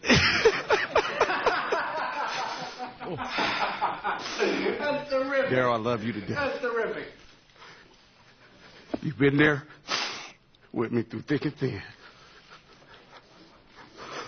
I don't know why every time I think about your name, I end up breaking down. You took a chance on me. And I thank you for that. You've given me an opportunity to have a life greater than I can ever imagine. You and your family have been so great to me. Stop whining. And I'm very grateful. Stop whining. From the bottom of my heart. Stop it. You don't know how much the star Stop whining. really mean to me. Stop it. And how much you and your family mean to me. Shut up. Them Shut Super up. Bowls Shut up. and all are great. But to have you believe in me in the manner which you have, I truly, truly am in debt to you. You lack discipline. Stop whining. Wow. How much snot did he have in his nose? Kenny, it was a very emotional day for Emmitt Smith. Wow. Yeah, And all you could think about is how much snot he has in his nose? I wish him well. You do? Yeah, I do. All right. Hold on 1 second. Let's go to cigars and scotch from Whackbag. Yes, cigars and scotch. Way more emotional than that. When he got home, he found his wife dead on the floor with the vacuum running. About Smith. Yeah, we know the reference. Very good. Buddy. Wow. All right. That's You think awful. all his records are in a box in a dumpster somewhere? All of his trophies and stuff in a dumpster out back of the stadium. All right, Kenny? Yes. Are you just about done with the news or what? No, weather. Oh, all right. We're going to do weather with Club Soda Kenny, okay? And now the forecast. How do you do what? Whatever. Let's see what you come Well, up with here. the thing is, like, everybody can look out the window here and see it's a lousy day. And since this is a national radio show... Well, that's the problem. That's why that statement didn't work too well. Well, yeah, because there's someone probably in Arizona looking out their window going, well, it's very really dark nice. because it's right. 4 I in can't the really, morning. I don't know what the weather is because I really can't see it yet. Yeah, but in the New York area... there you go. You look out the window and it is what it is. They do that. I must give Kenny credit. They do that on the Weather Channel. Sometimes they go, and here's a view outside our building here in Atlanta. You can see it's a beautiful day here in Atlanta. And then they go and tell what's happening in the rest of the country. But to be creative, I picked the weather in New Orleans since that's where we're going. Hey, that's very smart. It's not only smart, it's very handy. I'll Well, know how to pack. thank God we have good producers on this show that produce this weather for me. And today in New Orleans, the weather is cloudy early, then gradually clearing, with a high near 58. That's it? Today. Today? Yeah, high near 58. Is it going to look up? The winds are between 10 and 15 miles an hour. Tonight in New Orleans, mostly clear with a low around 46. Saturday, when we'll be flying. Saturday? Yeah. Mostly sunny with the high around 63. Oh, okay. That's getting better. All right. And then Saturday night, partly cloudy, low near 51. Right. So we'll have to bring a little sweater. What about Super Bowl Sunday in New Orleans? When Super we're all Bowl hanging Sunday out? will be partly cloudy with a high around 70. Oh, boy. Wow, I am psyched. But Sunday night, there's a 20% chance of showers. Vomit showers in New Orleans. Ugh. Right, That's godforsaken place. That's what they're talking about. And vomit from the sky. Vomit. Bring your vomit umbrellas. Yeah. And I don't know what's going to happen Monday when we're broadcasting because there's going to be scattered showers with thunderstorms also possible. We'll be up on a balcony. That'll be good for the wet T-shirts. That's true. A lot of wet T-shirts. Thunderstorms with like electrical equipment. Kenny, we're going to need you on the balcony to hold a big metal pole and stay kind of away from us. So just in case lightning hits, it won't strike us. Fine. Maybe it'll jumpstart me. There you go. And Monday night, scattered showers, mostly cloudy around 60. Tuesday, scattered showers, thunderstorms again. When we leave, what about Wednesday? He only gave me Tuesday. All right. I only gave me Tuesday. What can I tell you? Is that it, Club Soda Kenny? Yeah, if there's any breaking updates, right. I'll inform we'll break you, in. and I'll ask permission All right, to very report good. them. For an O&A news alert or something. Club Soda Kenny with his version of the news, everyone. I kind of liked it. As a matter of fact, I think Kenny is at the top of our list right now. Really? Yeah. I liked him better than anyone else that tried out so far. So you think every once in a while we'll do, news with Club Soda Kenny? Yeah, he's kind of good at it. Kenny, why don't you get up off your seat and, I don't know, maybe get some fresh air. Okay. You've been working very hard since 6 o'clock this morning. Really have. He's put this together. Now he did the broadcast. And Okay. We have one more thing we're going to do with Kenny today. You're going to do an interview live on the show with cringehumor.net. Yeah, they've been, requesting that. I don't know why. They want to talk to me. And But Pat's here from cringehumor.net. He's the worst interviewer ever. No. And he's interviewing you. It's going to be absolutely awful, but worth listening to. All right? All right. So go get ready for your interview. Well, I'm going to go call my grandparents because tomorrow before we leave, Saturday, I bathe my grandparents. Wait, you bathe your grandparents? Yeah. Every week you go over and bathe them? Yeah, every Saturday I have to bathe my grandparents, and I get hassled all the time by my grandfather. It's the same story, all right? I make him sit in the front, and he likes to sit in the back, but when he sits in the back, he gets frisky. So I make him sit in the front of the tub. Well, good luck with that, Kenny. Oh, okay, thanks. All right, there he goes, Club Soda Kenny. Here comes Club Soda Kenny. He's big and so big. 6'5" killer who skips. And if the shoe fits, it's big. Hope you're ready, because here comes Club Soda Kenny. Thank you. Oh, my God, what a mess. I'm certain the past half hour of radio will just do wonders for Kenny's image down in Washington.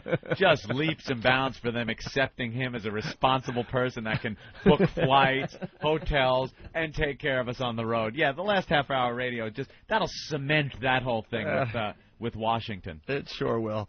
Want to play a little something as we go to break here, Anthony, and we'll continue. What do you got? Just a little something that one of the listeners put together. Remember, you got something for the show audio-wise, just send it right to steve@foundrymusic.com. Yes, Anthony? You know, we should pull out and play a little later because I noticed people have requested it, and I enjoy it personally, and Paul McCartney is doing the halftime thing. The Brother Joe's Paul McCartney song about his wife with the leg. We could do a twofer thing here. Could we? Let's do a twofer thing. Because Look, I'm now talking like Kenny. It rubs off on everybody. We'll do a twofer thing. All right, we can do that, eh? A twofer thing. Well, why don't we start with this, and then we'll do Brother Joe's Paul McCartney song. So you're saying this, then that? Yes, we're saying this, and then this. This first? Then that. But first, this. Who said that he rang up, the Scores told him he rang up, it was over 50 grand, something like that? Yes. Over, Jesus Christ, Jimmy! What? Holy shit! Somebody party here. Oh my God! Somebody party here. The worst spell ever in my life. Oh my God! It won't go away. That is disgusting. Disgusting. It's in my nostrils. Dude, that's horrific. Oh, Jesus. Oh, my God, shut up. I can't function. It won't stop. It's awful. I had a burger on the Metro line yesterday. Oh, my God. I need something. I'm going to throw up. It could be the worst one ever. It's like rotting eggs.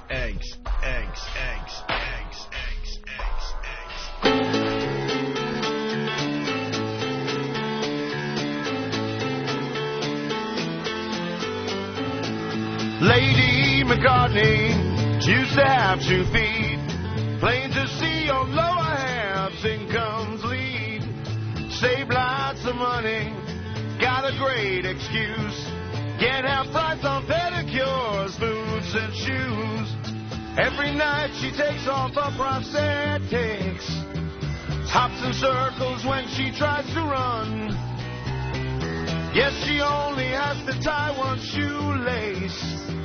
She has a stub.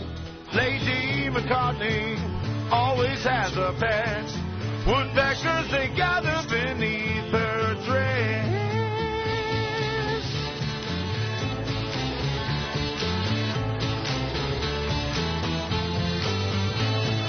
Stop.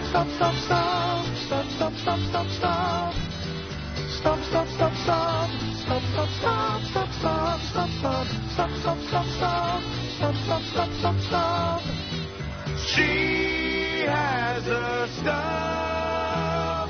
Lady McCartney outside on the deck.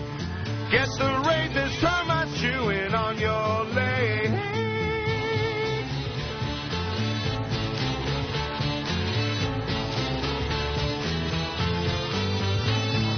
Tuesday afternoon, she's looking sexy. Then I lift her skirt and see that stump. Close my eyes and fantasize while effing. She has a stub. Lady McCartney, or should I say Eileen? How you gonna curtsy when you meet the Queen?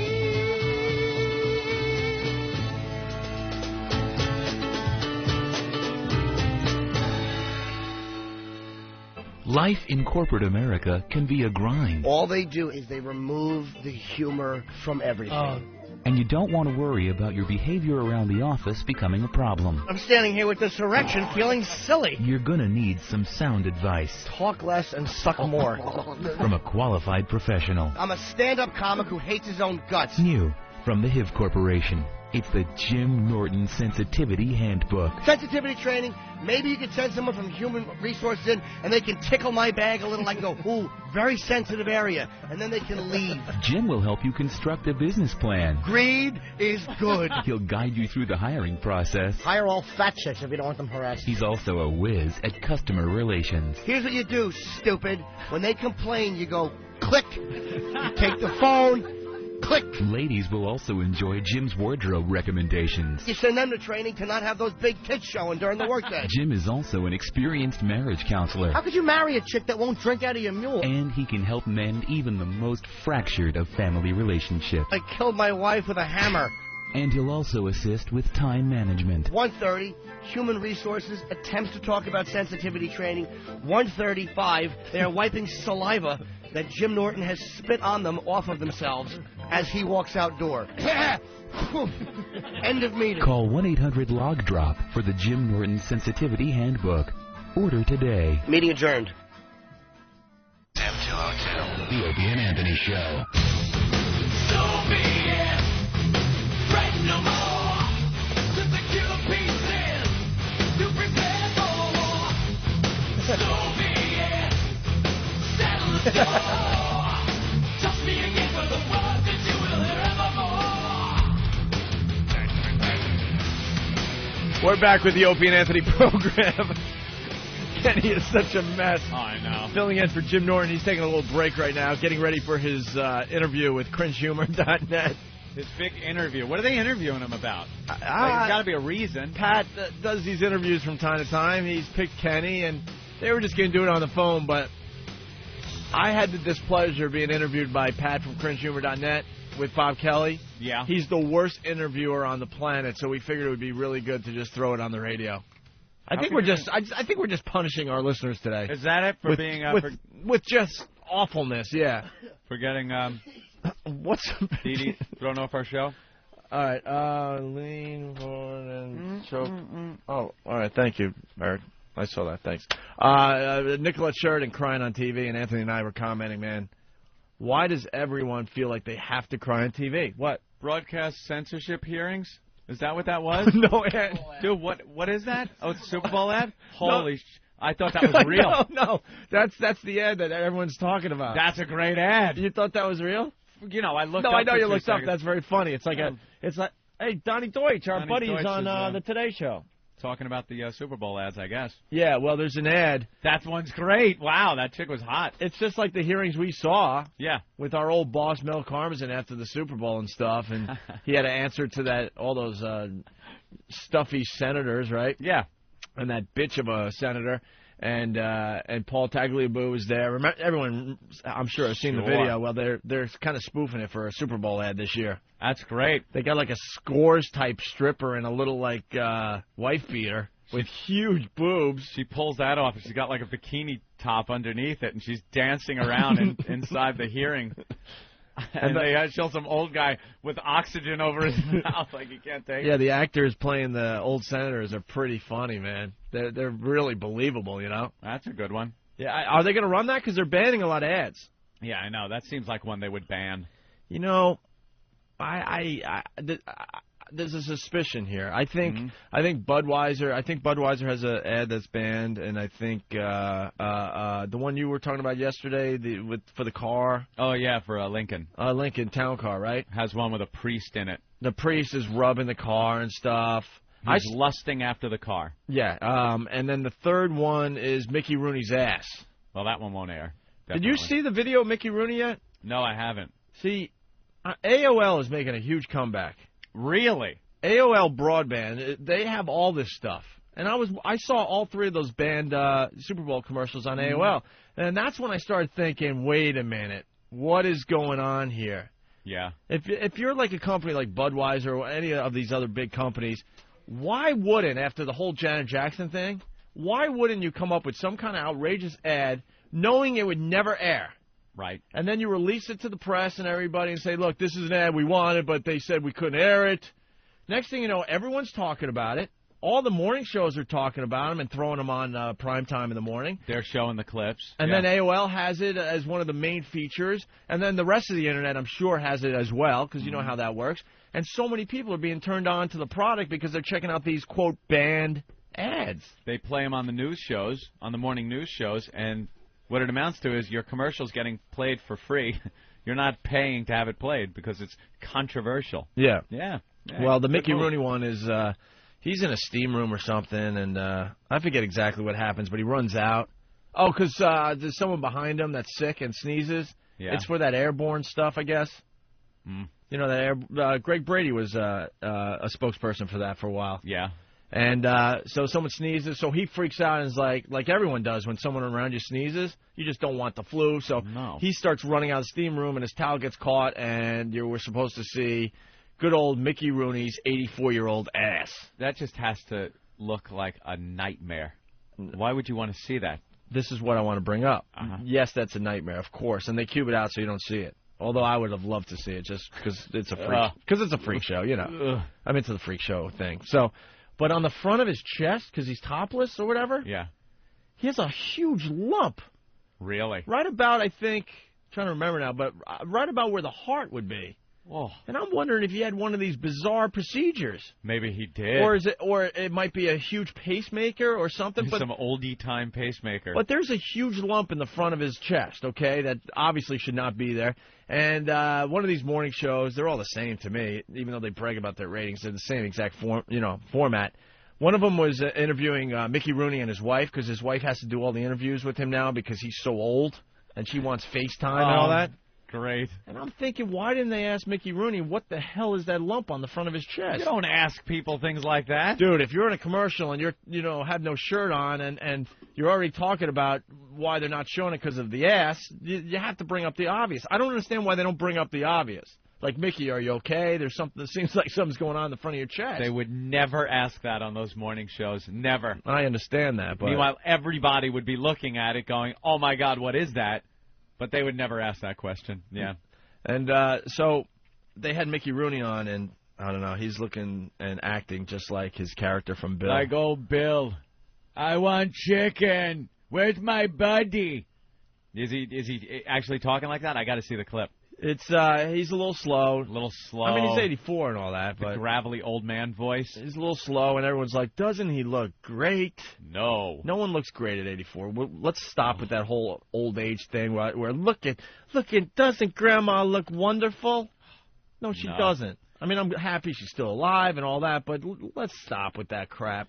People are just pieces of fruit in the fruit bowl. I think time goes by, you just rot. I think it was Diane Sawyer. She's like, Mickey, you still got it, because he was saying something, stupid, and, He doesn't got it. You know what I was watching last night? Much to my horror, the Happy Days reunion, Opie. You saw it? 30 years anniversary. The Happy Days, it was an abomination. They parade everyone out, and all you're doing, how do you put somebody in a room, all these people in a room, and then show clips of what you look like 30 years prior, and then switch back to them? It's the shock of looking at these people. Is it another one of those clip shows, basically? Yeah, big clip show, and then they showed... Oh, so it wasn't an actual episode. They were just sitting around talking and going, remember when... Clip show. Remember when I came up with Sit On It, Potsy? Yes, there you go. Really? Dude, I swear I didn't see it. You're kidding? This is what they were talking about. Because I know the show was known for being a catchphrase type show. Catchphrase, because Gary Marshall, who threw the show together that everyone was praising as a genius last night, was the biggest sitcom hack I've ever seen. Hack. Can I go backwards? You know I have a problem concentrating. But, oh, yeah. But this guy's pretty damn funny. Jim and PA, go ahead real fast. What's going on? Oh, hold on. Damn it. Gotta fix that. Jim, start over again. What's up? The unit in Rudy's chest, I kind of think that's like the big doggy unit of a pacemaker. Check it out, guys. Oh, he had such a good line, and he blows it. It was much funnier reading it on the screen. Yeah. And it's all about timing. And then God, his delivery stunk, and too. the board, I got to talk to Jaime. The board has to be reconfigured a little bit because when we go to CD2, then that takes out the telephone. And if I don't have the other telephone hooked up because I got my instant replay on that pot, then it gets all messy and weird. And they're going to work on that, though. We I talked know. about that. No, I know. I mean, we don't have any problems with the guys in Washington anymore. They're doing a great job. The guy blew the line, the doggy unit pacemaker thing. Well, we said there's a big lump in the front of Mickey Rooney's chest, and this guy said it might be one of those portable units from the little doggy company. You know, serious as MiFi equivalent. Yeah, you got it implanted in your chest. Yeah, that's how you have to listen to their crap. A surgical procedure. Great. Yeah, so I'm watching that last night. Right. And they show Gary Marshall. God, do we have audio of this? I don't know. Do we? Do we have any audio? Oh my gosh. It was really awful. All right, guys. I got now Opie's going to yell at you. No, I'm not going to yell at anyone. I have completely given up on some of the stuff that we need for this program because they're just not getting it done. Okay. Guys. What? Oh, I see a conference going on. Guys out in Radio Land. Yeah. If you see something on TV that you know we could goof on, send it into the program. Tape it and I'm dead and serious. email it to us. Not the whole thing, but if you're watching the Happy Days reunion and they're talking about something really stupid, just capture that audio for us and send it in. Because I was in the office today going, guys, do you have the Emmitt Smith retirement, crying fest? No. Guys, do you have what else? The Michael Jackson thing? No. Guys, do you have Paul McCartney talking about how he's going to have a clean halftime show? No. We're missing a lot of opportunities to throw more audio on the program. He's yelling at you. No, I'm not. I'm just. This is just as bad as yelling. Dude, I'm talking to an imaginary person that might be working for our show. Oh, I got you. His name is Damone. Damone, get me my audio. That's all I'm saying. That's all I'm trying to say. You know, you know how cool it would have been to have the audio of Chachi explaining how he came up with wah wah wah.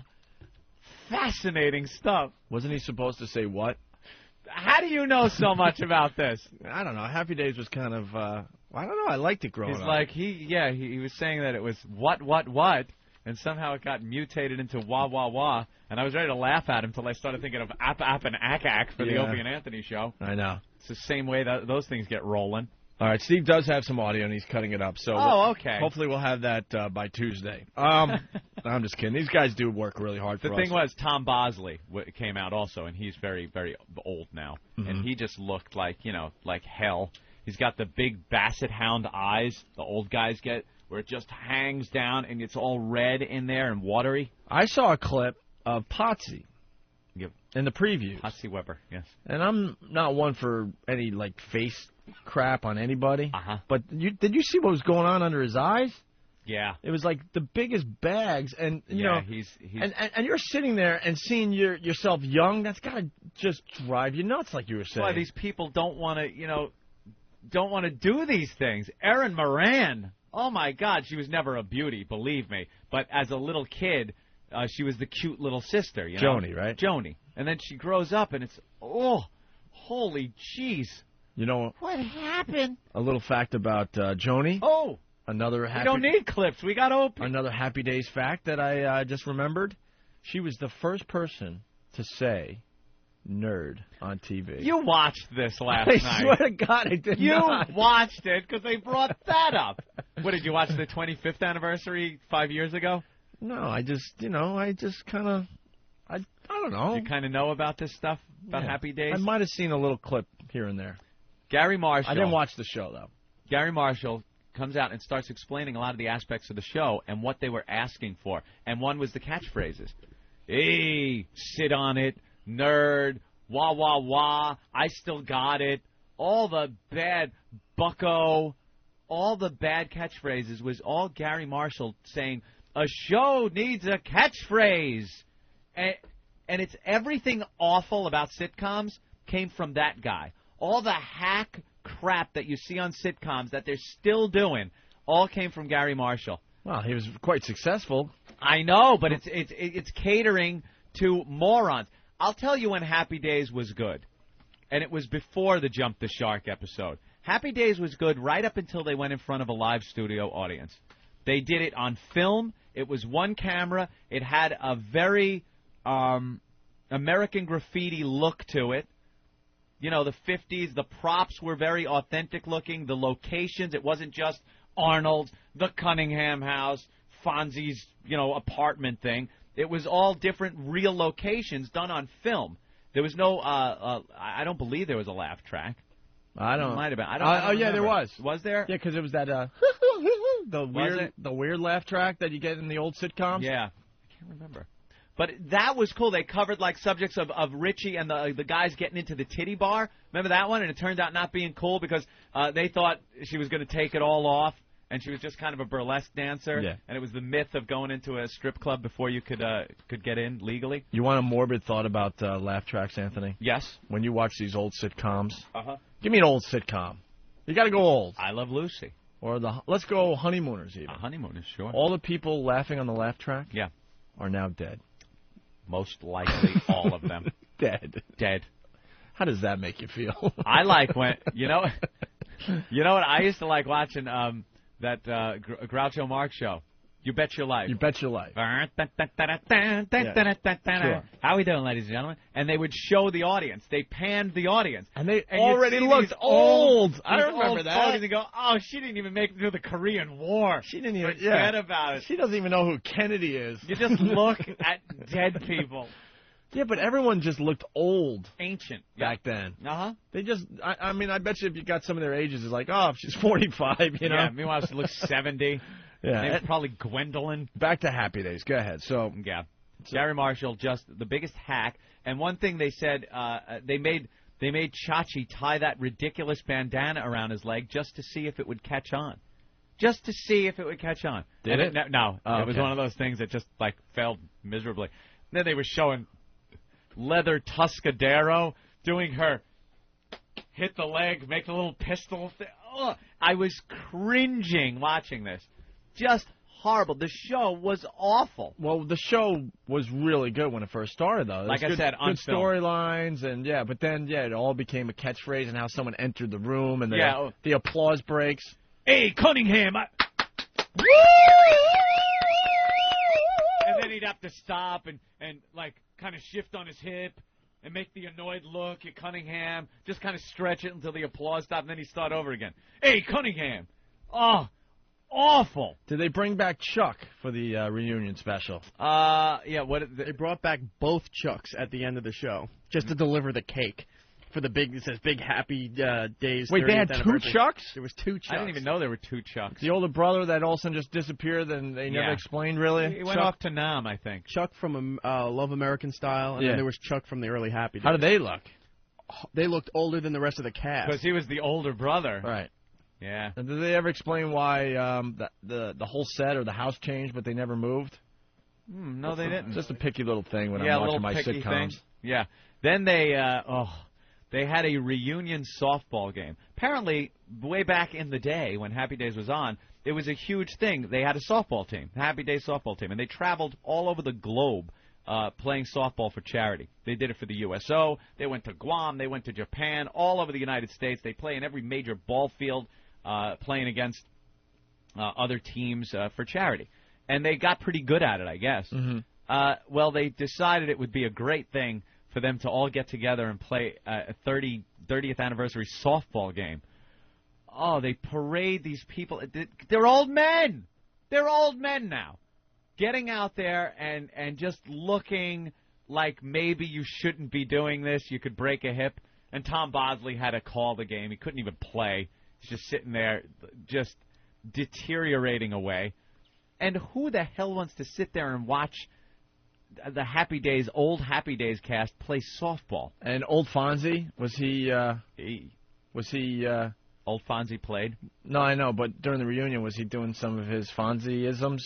Because that had to look stupid. No. I think he's really tried to get away from the Fonzie thing. Even though I think he embraces it for shows like this, I don't think you'll ever see him doing the catchphrases or anything like that. He should never get away from it. I know he's He's been successful, I think, directing a little bit and producing, but he'll always be known as Fonzie, no matter what he does. Biggest cringe moment of the night, and could be the biggest cringe moment in television history, the Do the Fonzie dance that I believe, was it Leather Tuscadero was playing? And it was, the song is called Do the Fonzie, and Fonzie was doing his dance, which consisted of him dancing and doing his thumbs up thing. Like, I can't even describe it. I'm cringing thinking about it. It is so bad. He'd put his thumbs up and do a little dance, moving his thumbs around. He'd pull him back. Yeah, he'd stick his thumbs out forward and then pull him back by the side of his head. I'm cringing thinking about it. Oh, my God. I'm dirty. And then they cut right to when he's doing the Russian dancing during the dance contest. Remember the one from the Weezer, sure. the Weezer video? Of course. And he's doing the Russian dance. Just the worst show. That deteriorated from a cool show about being young in the 50s to just this maudlin crap. Every episode was a very special episode. They had to have everyone singing. Joni and Chachi singing. Ugh! With the bad 80s disco-type lighting behind them. I'll tell you one thing. Scott Baio is probably one of the best actors of our time. Really? Because he had to make believe he was in love with Joni. That mess. While he was banging every hot while he was chick banging in Hollywood. Pam Anderson. Yeah. He was the first to soil her, Nicole I think. Eggert, he's banging her, and he's got to look at He's Joni banging the like, hottest blondes in Hollywood, but no one gets to see that. They get to see him on TV falling in love with this mess. This mess. That he wouldn't even give a look at on Sunset Boulevard there in Hollywood. You know what I mean? Exactly. That had to suck. Because all his friends saw, Pam Anderson going to his pad or whatever. Yeah. You know? Didn't know him for that. To ruin his image. Why don't you and Joni go out to dinner tonight so people think you're really dating? Yeah, Gary Marshall probably told him, hey, kids, go out. Right. Have fun with each other. Yeah. It's a good image for the show because Joni loves Chachi. All of America believe, because, people are stupid, especially in middle America. No offense to you guys, but you're stupid. There's a lot of dummies in your area. I'm sure they really believe that they were really in love in real life, but no. He was banging the hottest starlets in Hollywood. Did you see how they ended the show? No, I'd actually turned by that point, yeah. Ron Howard and Henry Winkler are the last to leave, and, it's that emotional music, and they're looking around Arnold's, and Ron goes, hey, Henry, why don't you just do it one more time for old time's sake? And Henry's like, I can't do that. Dude, I got chills, and I don't even know what's going to happen yet. I just had chills on the back of my neck. Go ahead. So Henry goes, I don't know if I can still do that. And he's like, come on, just one more time for old time's sake. So Henry goes, he looks at the wall, takes his fist to hit the wall to turn the lights out in Arnold's, but he barely hit the wall. It's like you don't even hear when he hits the wall, it's like he scrapes the wall, wrist. and the lights just go out. Big applause, and they walk off the set. Wow, that's fantastic. What a way to end it. Yee. All right. Ooh. Eric has just an amazing collection of audio. You don't happen to have the Family Guy where they mention Fonzie? You might, really? Putting him on the spot. Family Guy just, obviously spoofs a lot of old TV and stuff. Family Guy's hysterical. And they have a clip of that involves Fonzie that's really funny. All right, why don't we take a break? All righty. Still to come, we got to give Jim Norton the bad news about his, he might be listening now, so we just got some bad news for him. Nothing bad if you're just tuning in, but it'll just piss him off. And Club Soda Kenny is filling in for Jim Norton today. He'll be back in studio for his big interview with CringeHumor.net. Yeah. Another website that's really good and supports the radio show.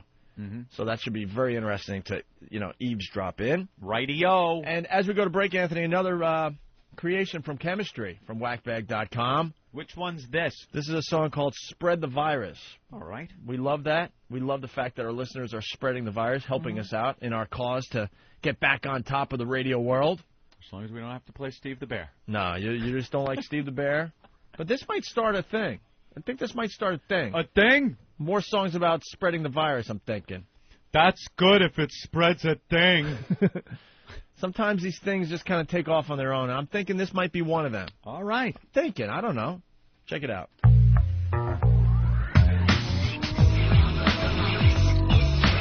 viruses inside us. OAvirus.com. Assault the media. It's time to drop bombs. We're just pests. You can't exterminate with Black Flag. Your web page just got hijacked by Whack Bag. The gag order's gone. Time to go to war. Steve sees napalm burning down your door. It's hardcore. Apart from whores who dump on Norton's belly, the only other girl in his life is Bob Kelly, not you. When he was a kid, he sucked cock too. These two obnoxious shock jocks might shock you. Ask Howard, he don't want to get involved. Slip in your PJs and light a Java log. Spread the virus. Spread the virus. Spread the virus. Spread the virus. Spread the virus.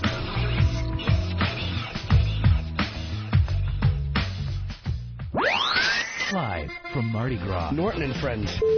That's hilarious. Opie and Anthony. Live from the Crazy Horse Cabaret. Monday and Tuesday, February 7th and 8th. Anthony and Opie. From 2 p.m. to 5 p.m. Live from the Crazy Horse Cabaret at 226 Bourbon Street in New Orleans, Louisiana.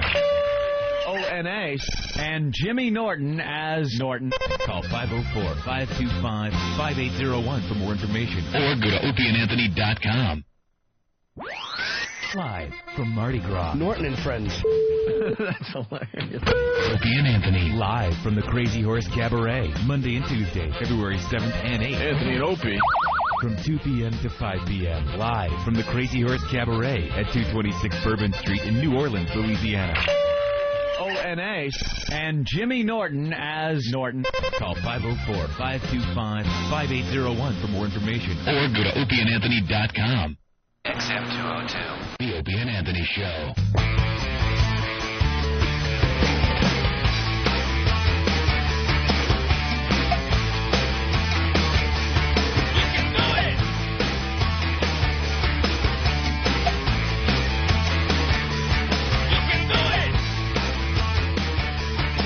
Man, we got a lot going on today. Club Soda Kenny. I don't know. Filling in for Jim Norton. Can't hear you, bro. Right. He's out there talking to Bruce. Yeah.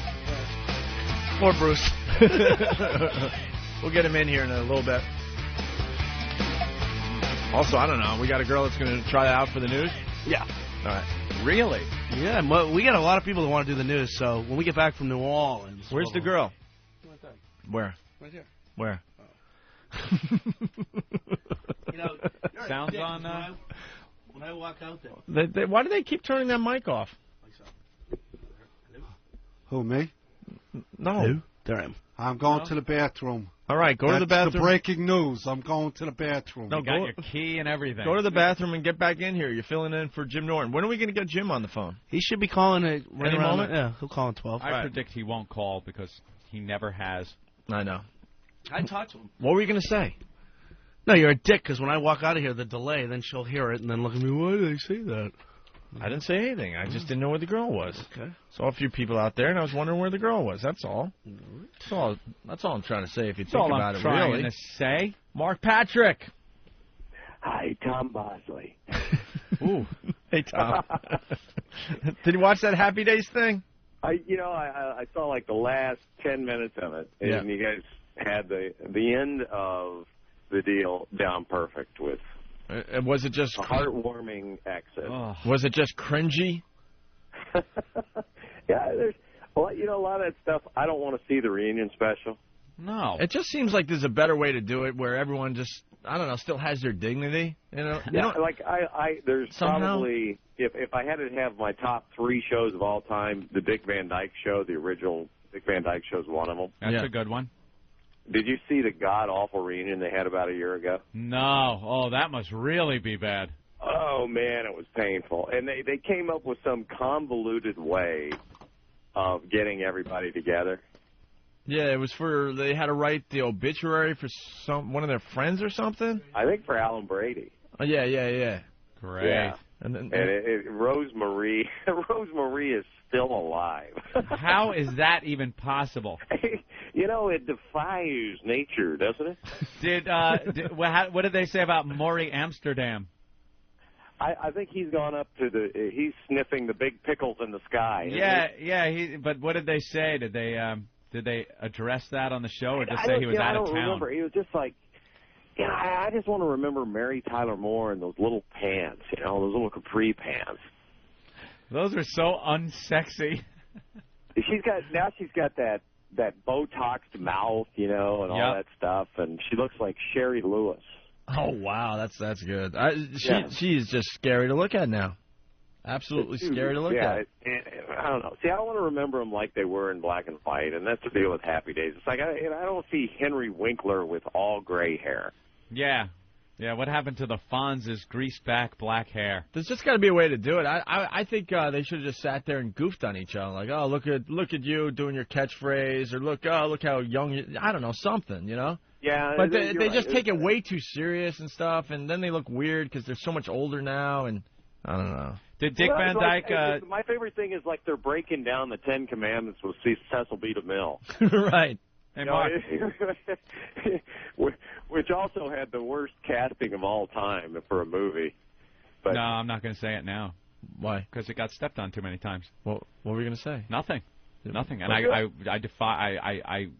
decline to even say it now. My little Dick Van Dyke thing. Was it good? Might have been, but now it's gone. Now it's gone. Now it's gone? All right. It's because Mark Patrick doesn't listen. Mark, you listening? You know what? I have a really hard time hearing you guys, so I apologize for that. Can you hear now? A little bit. Can you hear me now? Now that I'm turned this way, I got you. Can you hear me now? All right, Mark, Super Bowl. Pats favored by 7. Still going with the Pats? Yeah. By 7, huh? I can't, since I picked them, 3 weeks ago, I can't not take them now, right? Yeah, that's true.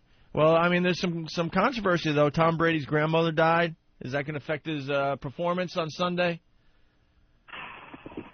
I don't know.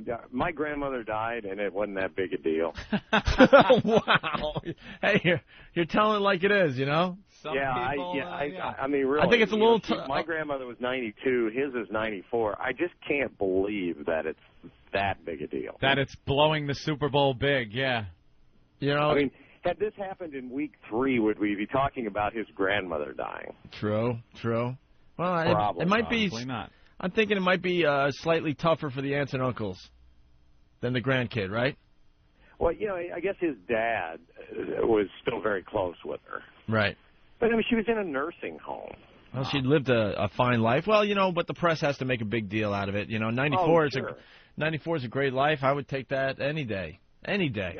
Yeah, believe me, these guys are all down there just looking for any story they can conjure up. Right. Yeah, and they're running out. And this is the only thing that's coming out of the Patriots camp because Terrell Owens is all over everything else. Yeah, well, that's why the Pats are going to win the Super Bowl. And a lot of Eagles fans are emailing me and just yelling and screaming at me, all pissed off. But I don't know. I see the Pats as more of a team, and the Eagles, all the attention is on Terrell Owens instead of the team. Terrell Owens, who is now saying that God told him to play, more or less, even though the doctors told him he shouldn't be doing anything on that ankle, right? See, if God was really an Eagles fan, would they have not at least won the NFC the last couple of years? Yeah, exactly. Yeah, all of a sudden God's like a fan out of nowhere? I just love the whole God thing and sports. Like God really is, hey, fellas, listen, got the big Super Bowl party. My son's coming over, bringing the stuff. What do you think? Yeah, Jesus comes over, brings some wine. Sure. Yeah, I think. Well, it's water until he gets there.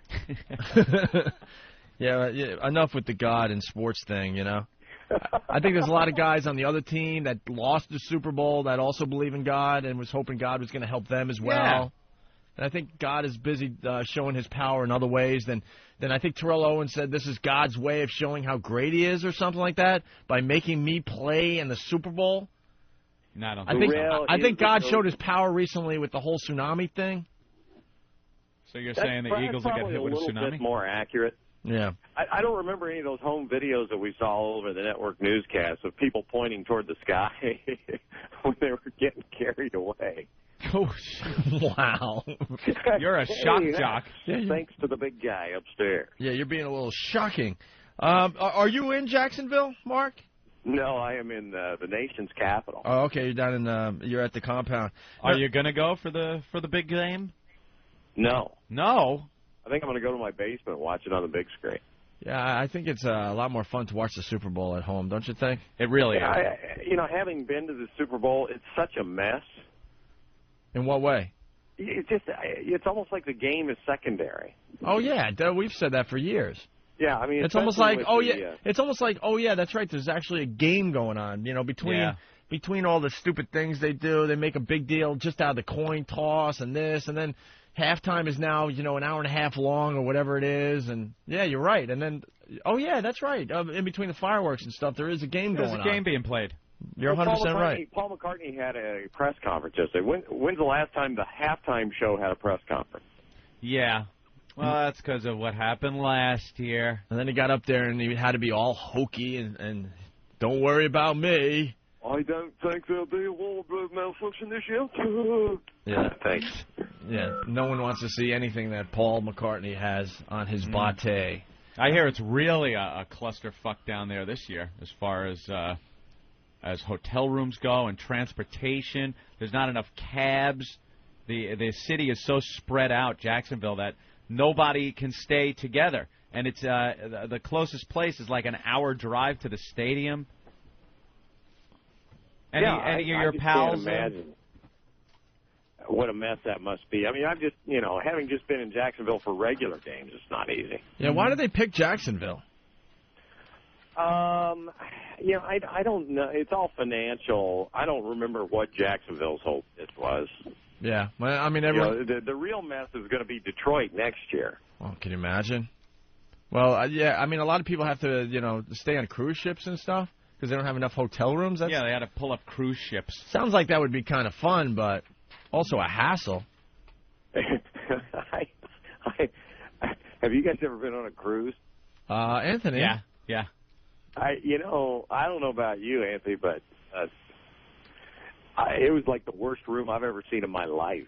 Really? What room did you stay in, you cheapo?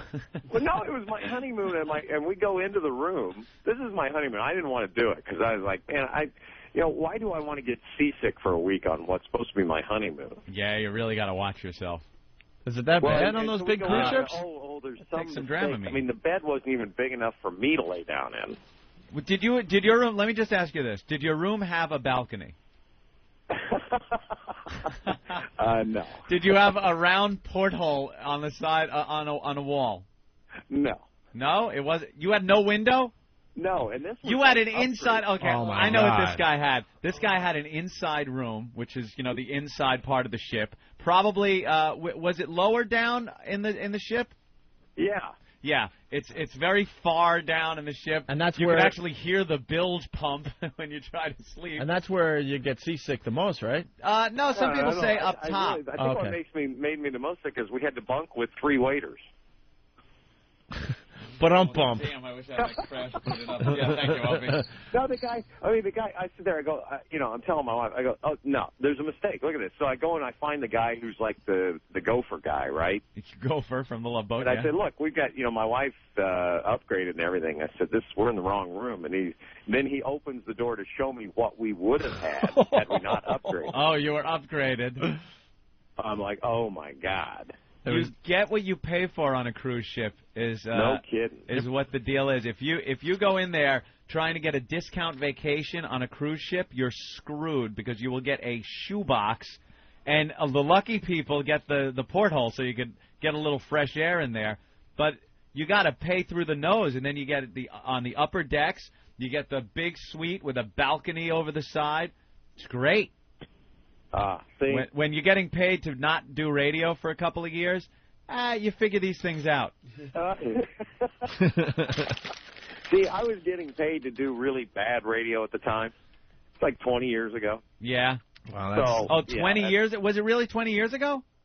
Yeah. Yeah, see, they've changed, too. The cruise ships now, the ones they're building now are amazing. Like, even the bad rooms are pretty good.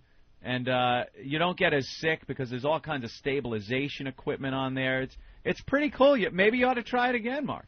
Well, see, this is what this was supposed to be. I got this whole spiel from my wife that this, they had the stabilization and da-da-da-da-da. And the first night at dinner, I look over and she's some sort of shade of gray.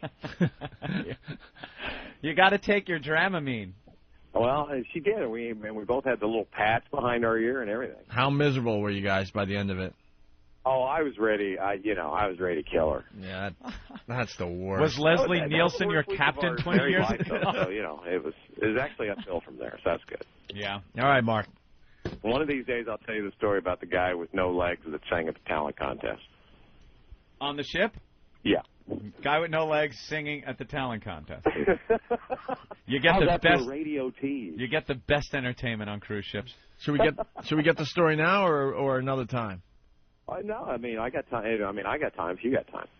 You piqued my curiosity. All right, let's hear the story. All right. Well, you know how when you're like stuck somewhere, you always see like the same person. You don't know who they are.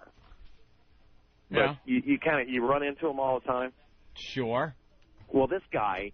So you're on a cruise ship for a week, and I keep seeing this guy, and he's odd because he's wearing blue jeans and cowboy boots. Now, why would you do this on a ship? This is a Caribbean cruise. Yeah. So, people run around in shorts and stuff, so it's like, why is this guy wearing... And I'd always get behind him. You know how the stairways going from one deck to the other are very thin? Well, on your deck, it probably was very thin. I had the palatial, like the Titanic, like the great entranceway in the Titanic. That's what was every staircase by my room. So I'd get behind this guy, and he always kind of walked. He always was walking weird and stuff. And so it was just such a miserable. It rained the whole time. It was the most miserable week of my life, and I keep running into this guy, and he has on like the same pair of jeans, and they're like the jeans that you buy at truck stops. Yeah. Those ones that have the extra big ass for the truck drivers. Like Steve wears. Yeah. Truck stop jeans. You go to the buffet, and this guy would grab like the last piece of pie I wanted, and I go, it's 90 degrees, and there's this guy walking around. I keep running into him. So we get to the last night, and there's absolutely nothing to do on this ship, so they have the talent show for people that are passengers. All right, this is where the story should have began, by the way. Right. Yeah, we know how it ends. You blew it by saying the guy with no legs story. So the story should have begun. So the whole mystery of why he was walking weird, why he was wearing pants, it kind of loses something the here. The story should have begun. See, that's why the last night on the cruise, we went to the talent competition. Jesus, Mark. Wow, Mark. All right, well, we're with you still. That's why I don't get paid to not be on. All right, go ahead. So, are you finally sitting at the talent show?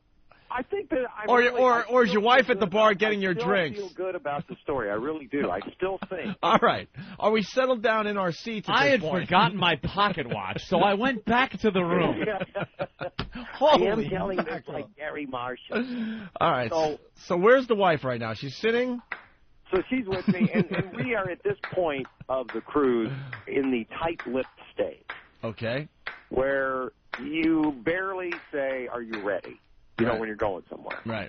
Because we're just being civil because this whole cruise idea, I am so right that the whole thing has gone down the toilet, and she knows I'm right. Okay. So we go to the stupid talent show. We're sitting there, and we go through, and nice you get shot, these old women that are doing their, threesome singing and all this crap.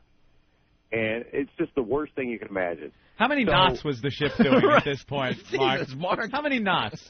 Was it about maybe Are you 15? Yeah, we'll go with that. All right. Are you still feeling good about the story? I'm feeling good about it.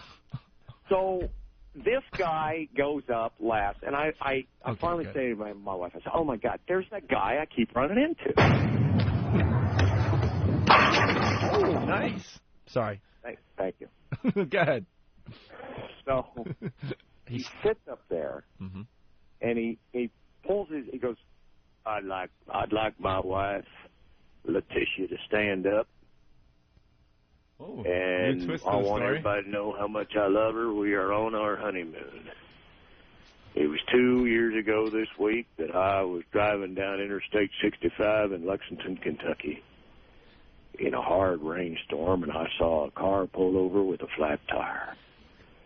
And I pulled over and... He's telling this guy's long story during his long story. I know, this is just amazing. I asked you guys if you wanted to hear this story. Well, and we said and yes. You said yes, you've piqued my interest. By the way, you know, when you're telling these little stories, here's a good idea. Have a point. It makes it so much more interesting for the listener. Well, I'm interested, though, Anthony. All right, the guy's talking about his, I guess, how he met his wife. And there's a car with a flat tire. All right, flat tire. He got the flat tire. He got out, and he was a good Samaritan. I got out, I changed the tire. At that point, a semi, blinded by the rain, rammed the back of my pickup. That's terrific. That's terrific. Shoving it into the back of her car with me in between and severing my legs at the knee. Now, it was at this point that the guy pulls up his jeans and takes off both of his artificial legs from the knee down. Mm-hmm. And then brings her on stage and sings Feelings. All right. Hey, I'm with you, man. I am laughing so hard that I'm ready to throw up.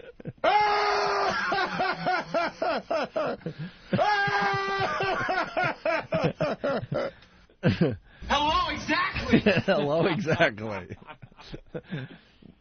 Were you openly laughing, though? I know. What you guys want to say is, I had you at the honeymoon, didn't I? Yeah. Oh, it was one of those deals where you're laughing at a funeral. You know, you can't. Everybody. Say, you're a foghorn. Boring. Wow. Thank you. What the hell are you talking about? What the hell are you talking about? I must go on record and say this is not a boring story, Derek. He sure ran that one into the ground. No, he didn't run the story into the ground. I thought it was a nice little story. And he took off his legs. Had I not been forced to give the punchline before the story. That's true. Yeah, I believe that you would have been mesmerized. Yeah, it's very tough to work backwards when you're telling those type of stories. And that's why I said that was a tease, and then you forced me to go ahead with the story. So I look at myself as blameless here. Well done. All right, Mark. Very good. Thank you, Mark, for checking in once again with us. And I don't know, maybe we'll call you from New Orleans. Yeah, have a good time down there. Yeah, we might call you. You know, if you do, I promise. Either a better story or no story at all. No, I like the story. I'm going on record. You like the no-leg Yes, I did. Story? I don't think you guys should have abused him as much as you did. And I appreciate the love and support. All right, Mark. From one side of the room. To the other? All right, I hear you. And from the other, I'm going to get an attorney. All right, Mark Patrick, everyone. Thanks, Mark.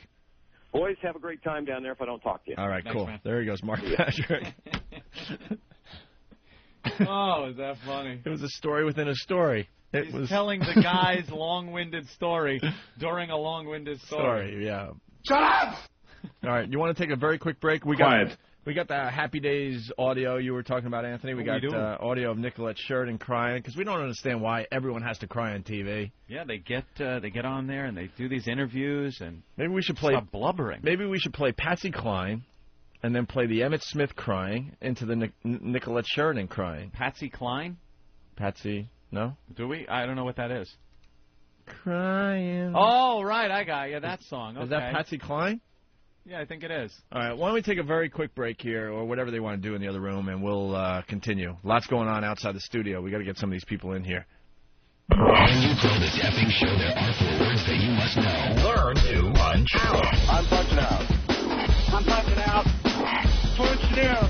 Punching out. You got the clue. You ever do that thing where you going on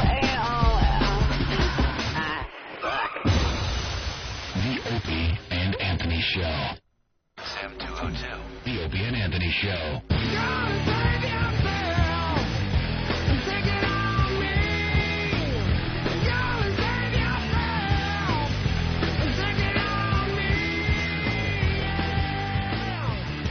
All right, we're back with the Opie and Anthony program. Sitting in for Jim Norton today, Club Soda Kenny. He's back in the studio. He had a rest after his amazing appearance about an hour ago. He did the news for us, and prima donna. We felt like he just needed to rest, though, Anthony. Well, he used a lot of energy in that newscast. Yes, Kenny.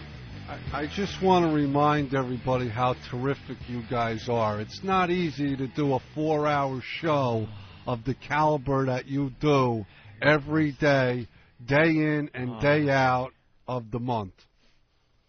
Of the month? Of the month. All right, very good. Did you see the Happy Days reunion last night, Kenny? I saw something about Fonzie and... That would have been it then. Yeah, I didn't see the whole thing. No, they were like... Fonzie on any other thing. Yeah, no, they were talking to him on one of those MSNBC shows or Fox. Fox and Friends. Yeah, yeah. And they were like doing Fonzie trivia with the Fonzie. Oh, wow. And he didn't know his own his middle name. On the show? Yeah, they stumped him. What is it? It was like Arthur Herbert Fonzarelli. Oh, yeah? Was it Herbert, though? I think if my memory is correct. All right, very good. Well, Anthony was talking about the catchphrases on Happy Days. Yes. We got the clip, because that show turned into one big catchphrase after another. One long catchphrase factory. I'm thinking that we need more catchphrases on our show. You think so? Catchphrases from our show. Don't we have a few? Just a few. Your Mom's Box. Your Mom's Box is a very popular one. Okay, terrific. Okay, terrific, sure. We don't have any new ones, though, do we? No. Well, yeah. Shit dick. The song the girl sang yesterday, the Clits of my tits? The clits of my tits. That is not a catchphrase for this program. All right, cool. Here's them talking about catchphrases last night. I said we need some catchphrases. Because I asked the writers, and they sent me a list every week. And I said, sit on it's not bad. Let's try that. Oh, sit on it, Potsy.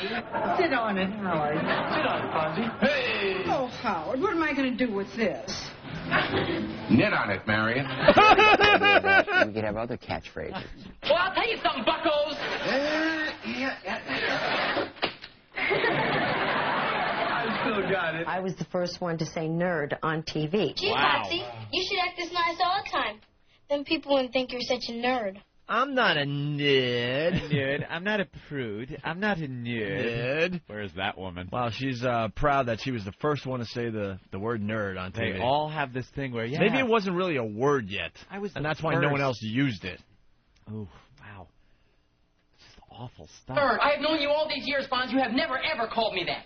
But Joni, he's a nerd. I'll take credit. The one thing I did come up with was Mr. and Mrs. C. Hi, Mr. C. Wow. Mr. C, this is the best dinner I've ever had. Goodbye, Mr. C. Mrs. C. Hey, Mr. C. Hey, Mr. C. We used to think this is getting a little ridiculous.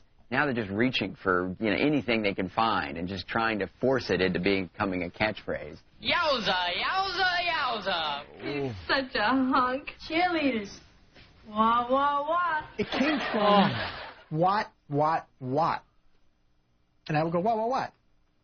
That's where it came from. Me and Blue Eyes. Wah, wah, wah. Wah, wah, wah. Wah, wah, wah. I am not going to leave Wah Wah Wah and Blue Eyes alone. Ick.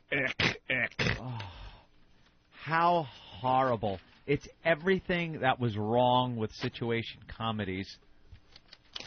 Just everything that just made you turn them off.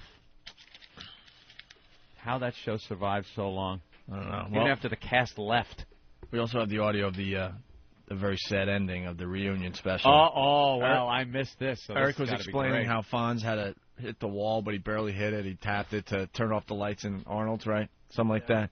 Ooh. This is how it went down. I am so glad that we shared this party together. And I wouldn't have missed it for the world, and I want to thank all of you for sharing with us what's been an incredible day. Good night, everybody. Good night. Thank you so much. Oh, wait a minute. Henry, come on. For old time's sake. Are you kidding? Come on, do it.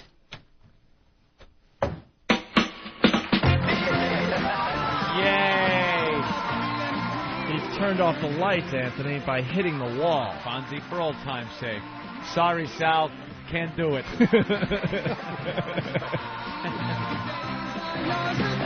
Happy days. All right. Well, there you have that. An era. A lifetime ago. It should stay there. Also, Anthony, very sad news today coming out of Hollywood. Oh, I know. John Vernon is dead. John Vernon. You might say, who's John Vernon? But if you saw him, you'd know who he was. He's dead. John Vernon. You're kidding. 72 years old. How did it happen? It was a bad accident on the highway. Oh, no. John Vernon? John Vernon. Well, give my regards to the children. Give my condolences that's the line. to Delta House. You're going to make me play Bill's dad today, aren't you? The Omegas love them. How did it happen? How is it? Where? At Faber College? That old broad. I heard Imus did the same bit the other day. Really? It wasn't as whatever. It wasn't as whatever. I know. Yeah. And then someone on the New York radio message board is claiming that when this type of thing happens, it's fake. It's not. It wasn't. No, fake. That's the beauty of what Ant and I do. This is brutally true. We don't fake this stuff. This old lady called looking for her friend Bill, and this is what happened. This is not fake. Listen closely. There's no like actors involved. It's just me being a complete ass. Hello? Hi. Hi. Bill. Who's this? Pat. Hi, Pat. How are you? No, this is the wrong Bill. Well, Pat, I have some bad news. What?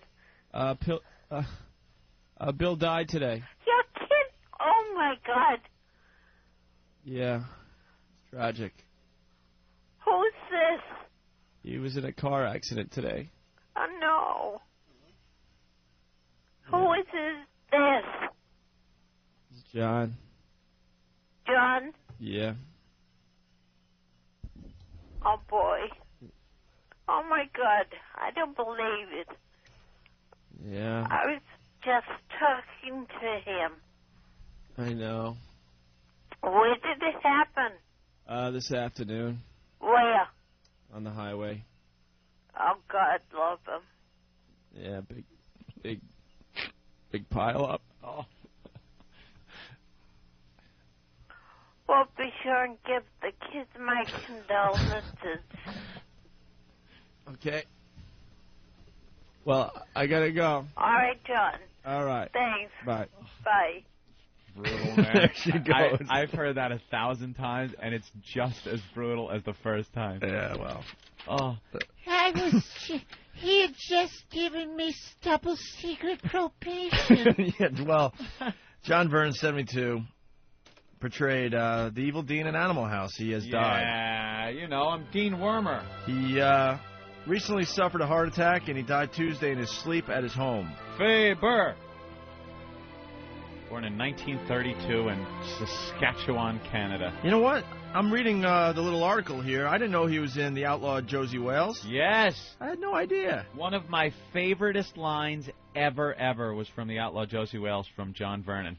And I've used it numerous times.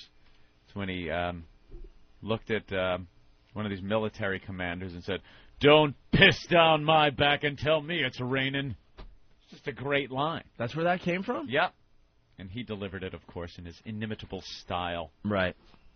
What a voice this guy had. And just the perfect guy to play Dean Wormer in Animal House. All those famous lines we remember. We knew and loved. Yeah. His face when Flounder throws up on him. That, the face he makes when Bluto puts the pencils in his nose.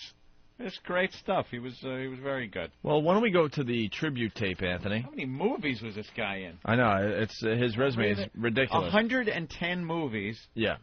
And numerous TV appearances. Well, why don't we go to the tribute tape, because we've got Jim Norton on the line. Make sure he doesn't go anywhere. We got to talk to him. But first, in honor of good old John Vernon, Dean Vernon Wormer was his name. Let's listen to this. This year we're going to grab the bull by the balls and kick those punks off campus. What do you intend to do, sir? Delta's already on probation. They are? Yes, sir. Oh.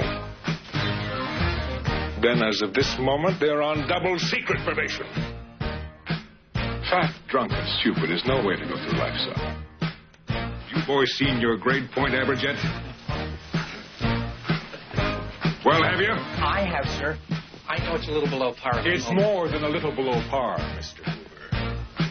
It stinks. It's the lowest on campus. It's the lowest in Faber history. Who dumped a whole truckload of fizzies into the swim meet? Who delivered the medical school cadavers to the alumni dinner? Every Halloween, the trees are filled with underwear. Every spring, the toilets explode. You're talking about Delta, sir. Of course I'm talking about Delta, you twerp. Now I want you to tell Mrs. Stratton and Mr. Schoenstein exactly what I'm about to tell you now. What's that, sir? You're out.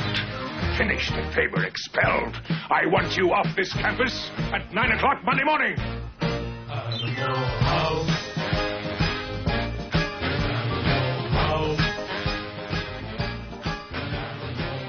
All I know is the guy who played Mozart was also in Animal House. Now there's a movie with good music. Animal House, house, house. Nobody ever went to class.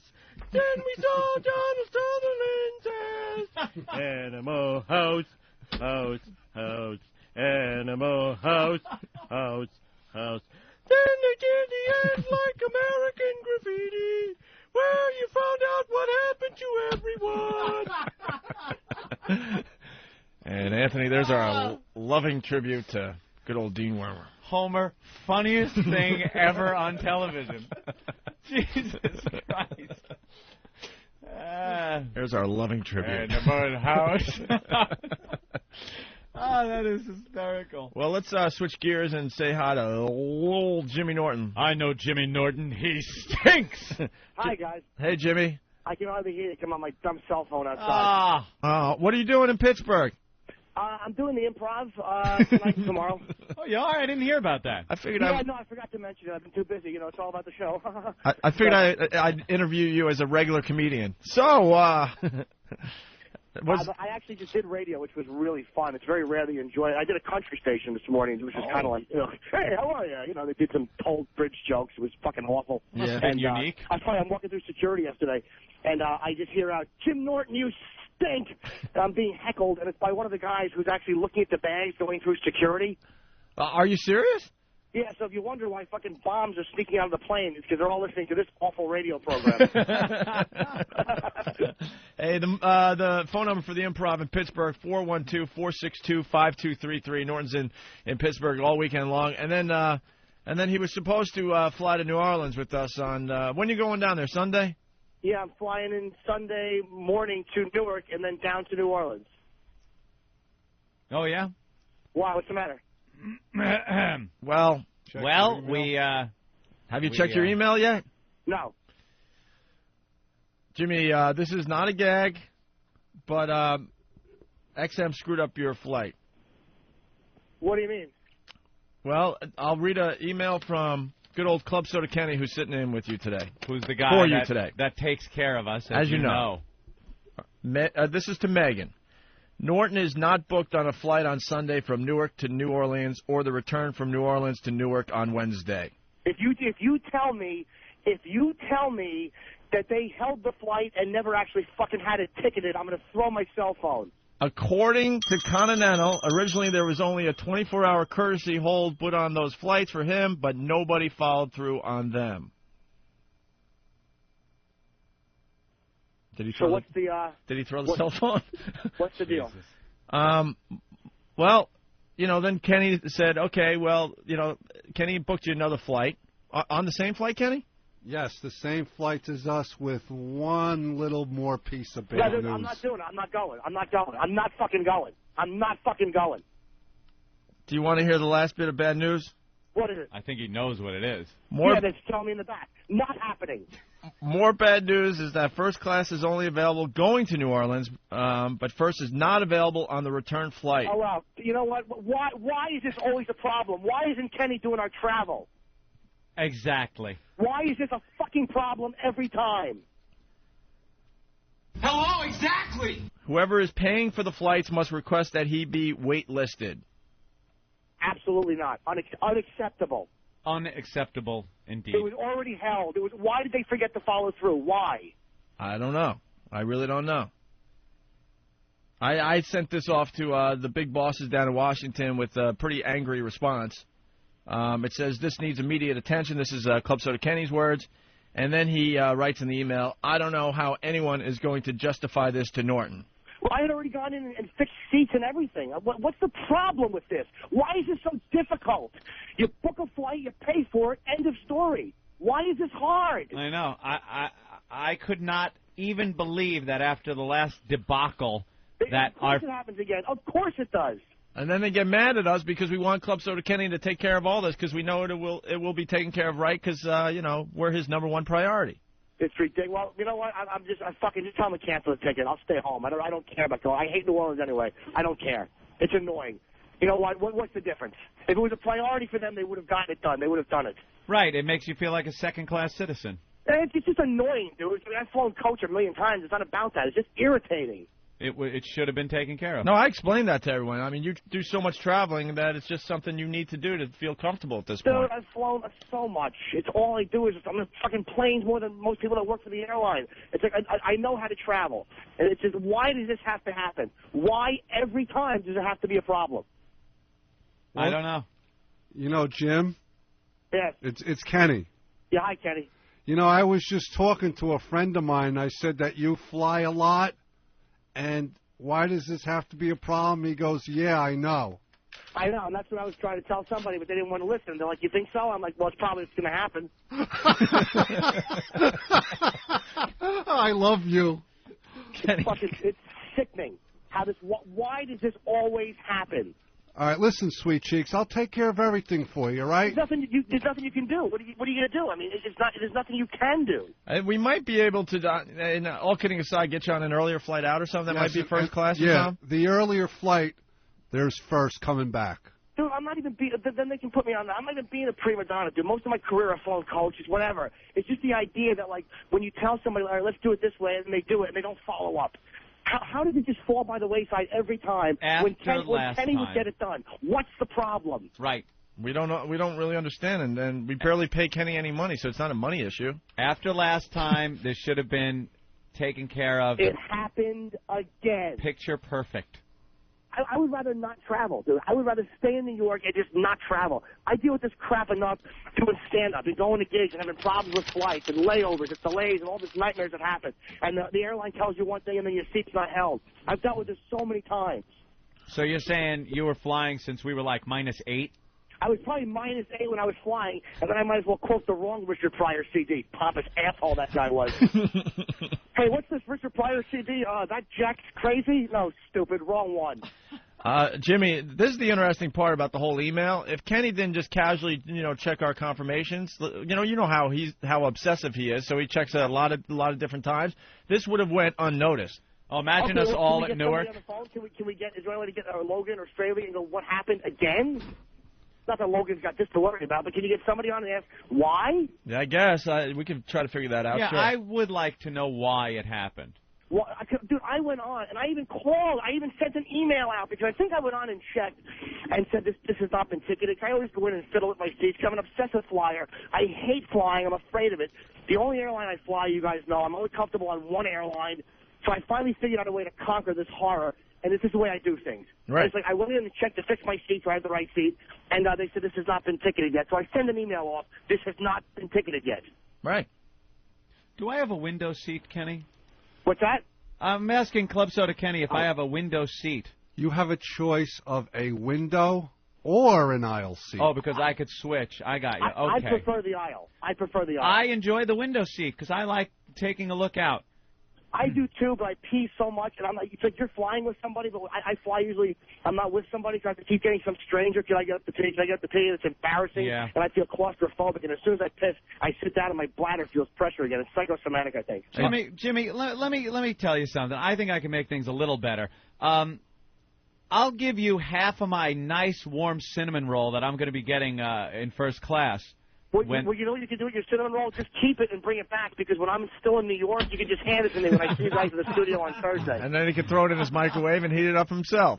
Yeah, I'll be happy to do that. Yeah, well, I just... that'll be good. They'll save money on the hotel room then in New Orleans. It's really annoying. But you have to go. Dude, it's just like, if that's where their priorities are, I'm not even being a baby about it. I'm not even, it's like, if that's the way they feel, that's where they're fine.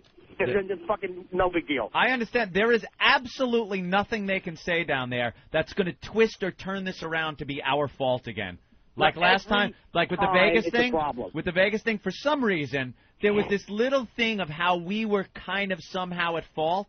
Yeah, you weren't. And this, now, there's no reason this should have happened. And this would not have been caught if Kenny didn't just, check one more time. So not only did they not let Kenny do it, but then Kenny had to catch the problem. Yeah, right. Yeah, this is the way our travel should be handled. This is the way you like to travel. But I'm coordinating flying home. I'm switching my, I'm coming home and I'm getting right back on a plane. Yeah. I fly from Pittsburgh to Newark. My luggage goes right to another plane, and I fly to New Orleans. Yeah. So am I still on that flight coming down? Yes, you're coming. You got your flight from Pittsburgh to Newark. But I mean, no. But I mean, from Newark to New Orleans, what flight am I on? I held you another reservation, so XM has to put the credit card down. Oh, it's fucking mind-boggling with that credit card nonsense. Within the next 24 hours, right? It's being held for 24 hours. And that's on our flight? Yes. I got him on our flights. Right. He's first going to New Orleans, but coming home. We're going to have to work something out. Right. Or. Yeah, of course. God forbid this should be done right. Of course. No. Of course. So there you have it. I mean, they just got to realize we really know what we're doing on this show. Yeah, we know what people to hire around us. Listening to this are thinking like, what a baby! Stop! I believe you. If I was listening to this, I'd want to spit in my fat face too. But it's just it's so annoying when you tell people like, just let us do it. We know what we're doing. Because if it wasn't a matter of first and coach, it would be a matter of, look, coach is sold out. They have nothing to put you on another airline. It's like, well, you don't do it right, there's always a problem. And why would there be, a lot of flights going down to New Orleans around Mardi Gras? I mean, who goes there this time of year? All right, I understand that on Saturday they're trying to get me a flight into Jacksonville. Fucking idiots. Yeah, well, we really do know what we're doing on this program. They really got to start listening to us. Jimmy, it's so aggravating. Can you get me an aisle seat both ways? Is that possible? I can't. I'd be claustrophobic. Yeah, I know what you like. Dude, I had all of this worked out. I know. Well, I went in and I even emailed them and told them this has not been taken care of yet. I think you could charter a plane. It's only about $50,000, and that's a drop in the bucket, right, Ope? Yeah. 50 grand. 50,000's nothing. 50 grand's nothing. All right, Jimmy, sorry we had to break the bad news to you, but we figured it would make for some great radio today. Well, if they can fix it, fine. If they can't, I don't care if I go or not. I hate New Orleans anyway, dude. I want to go, but it's like, if that's where I am on their priority list, then fuck it. It's not worth it. Well, do you mind if we change the name of the show if you're not down there? We can't call it Norton and Friends if you're not there. You could just call it Norton's Friends. You could just take out the and put Norton's Friends. All right. First of all, no, this has to be dealt with. So Jimmy's coming down there because I am not going to be miserable in a puke-ridden city without my friend Jimmy. I pledge my honest sincerity to take care of that. All right, we'll figure something out, Jimmy. We're broadcasting live Monday and Tuesday from the Crazy Horse Cabaret on Bourbon Street. If you're in the area, come on by and say hi. Oh, We're doing the show 3 to 6 Eastern time. Yes. The gig fell through. We're playing with the puppets at the amusement park. Yeah, no, we're not at the Crazy Horse anymore. The gig fell through. And if you're in Pittsburgh tonight or tomorrow, go see Jim Norton at the Improv, 412-462-5233. Opie and Anthony at the Air Force Base. All right, Jimmy. I'll talk to you guys later. All right, bye. All right. Love you. Oh, wow. I hated that we had to do that because you hear how happy he was. Oh, I know. Hey, hi, guys. Your flight is screwed up. Why the hell does this have to happen every time? And then it's angry Jimmy. Here's what? Go. He warned them already. And they still didn't heed his warning. Everyone had been warned. These flights should have been done, booked. Everyone, we knew where we were going. We knew who was going. There was no reason. They started out like gangbusters, but then kind of fizzled out. Yeah. And I've been trying to, play nice and be nice. Well, you have to continue being nice, so. I know. Well, that's ridiculous, too. Kenny's got to sit there and kiss ass and be all nice, but the truth of the matter is he gets things done. Okay. And things aren't getting done that we need done. I want an explanation. Okay. I want Kevin Straley, because we're going to talk to him after the show, I want him to tell me what happened and why this wasn't dealt with. Okay, very good. We should take a quick break, Anthony, because we have a lot to do still in this program. Well, why don't we play Jim Norton in Happier Times from his Eat a Bullet CD. No, from his Yellow Discipline CD that you can find on eatabullet.com. See, here's the thing. If you want to make a woman laugh, don't be afraid to show that special gal what a silly goose you can be. Believe me, guys, she'll love you for it. Women love it when you let it all hang out. Maybe you're in a supermarket. There's the apple of your eye, standing by some bananas. Here's your opportunity to shine. I like to walk up, look at the bananas, look at her, and go, ring, ring, and then pick one up and go, hello. And if she laughs, I know she's retarded, and I have a shot.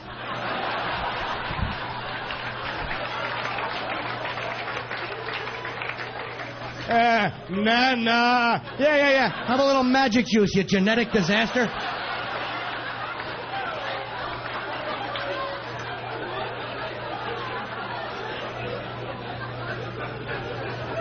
Glad you went with me on that one.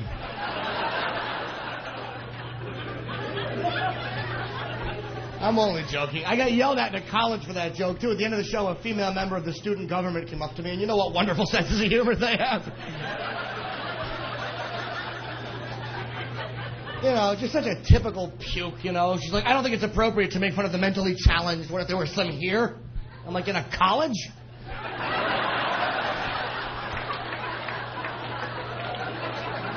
What's your admissions test? Shitting on the floor?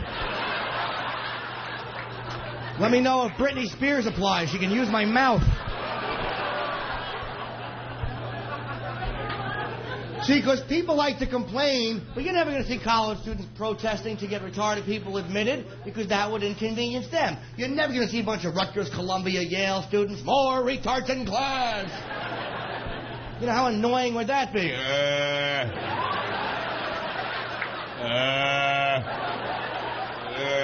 Smother him.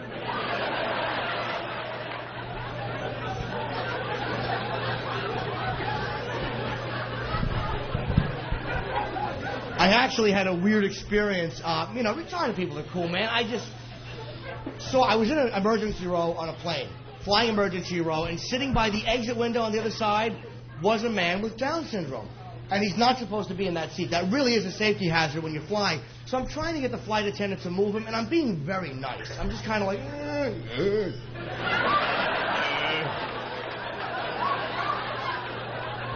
I'm being very low-key. I'm not standing up. Retard! And she did very quietly move him. And, that's all I wanted. I'm not trying to be a jerk. I just didn't want to be in the middle of the flight and have him yank that handle hoping candy comes out and blow the door off the plane.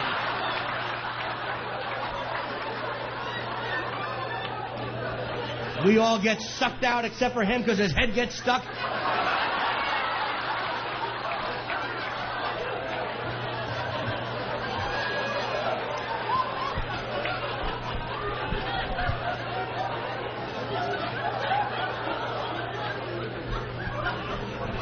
I've gotten a lot of letters written about that bit. And I was thoroughly disappointed and disgusted.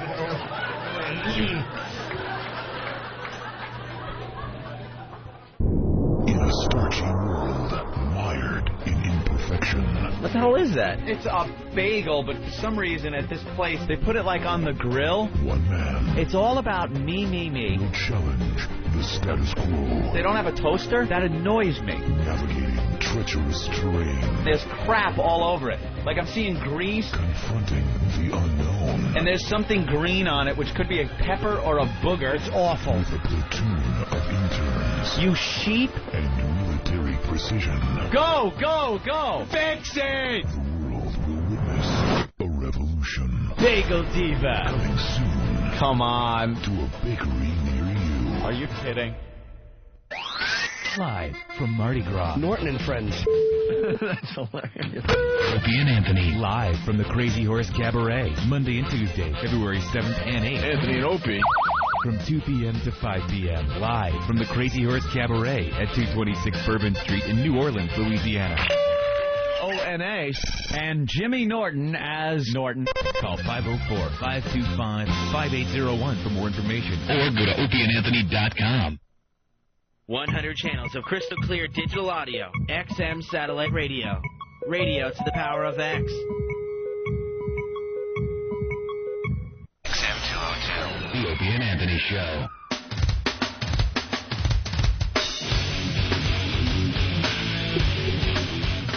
All right, we got to get to some stuff here.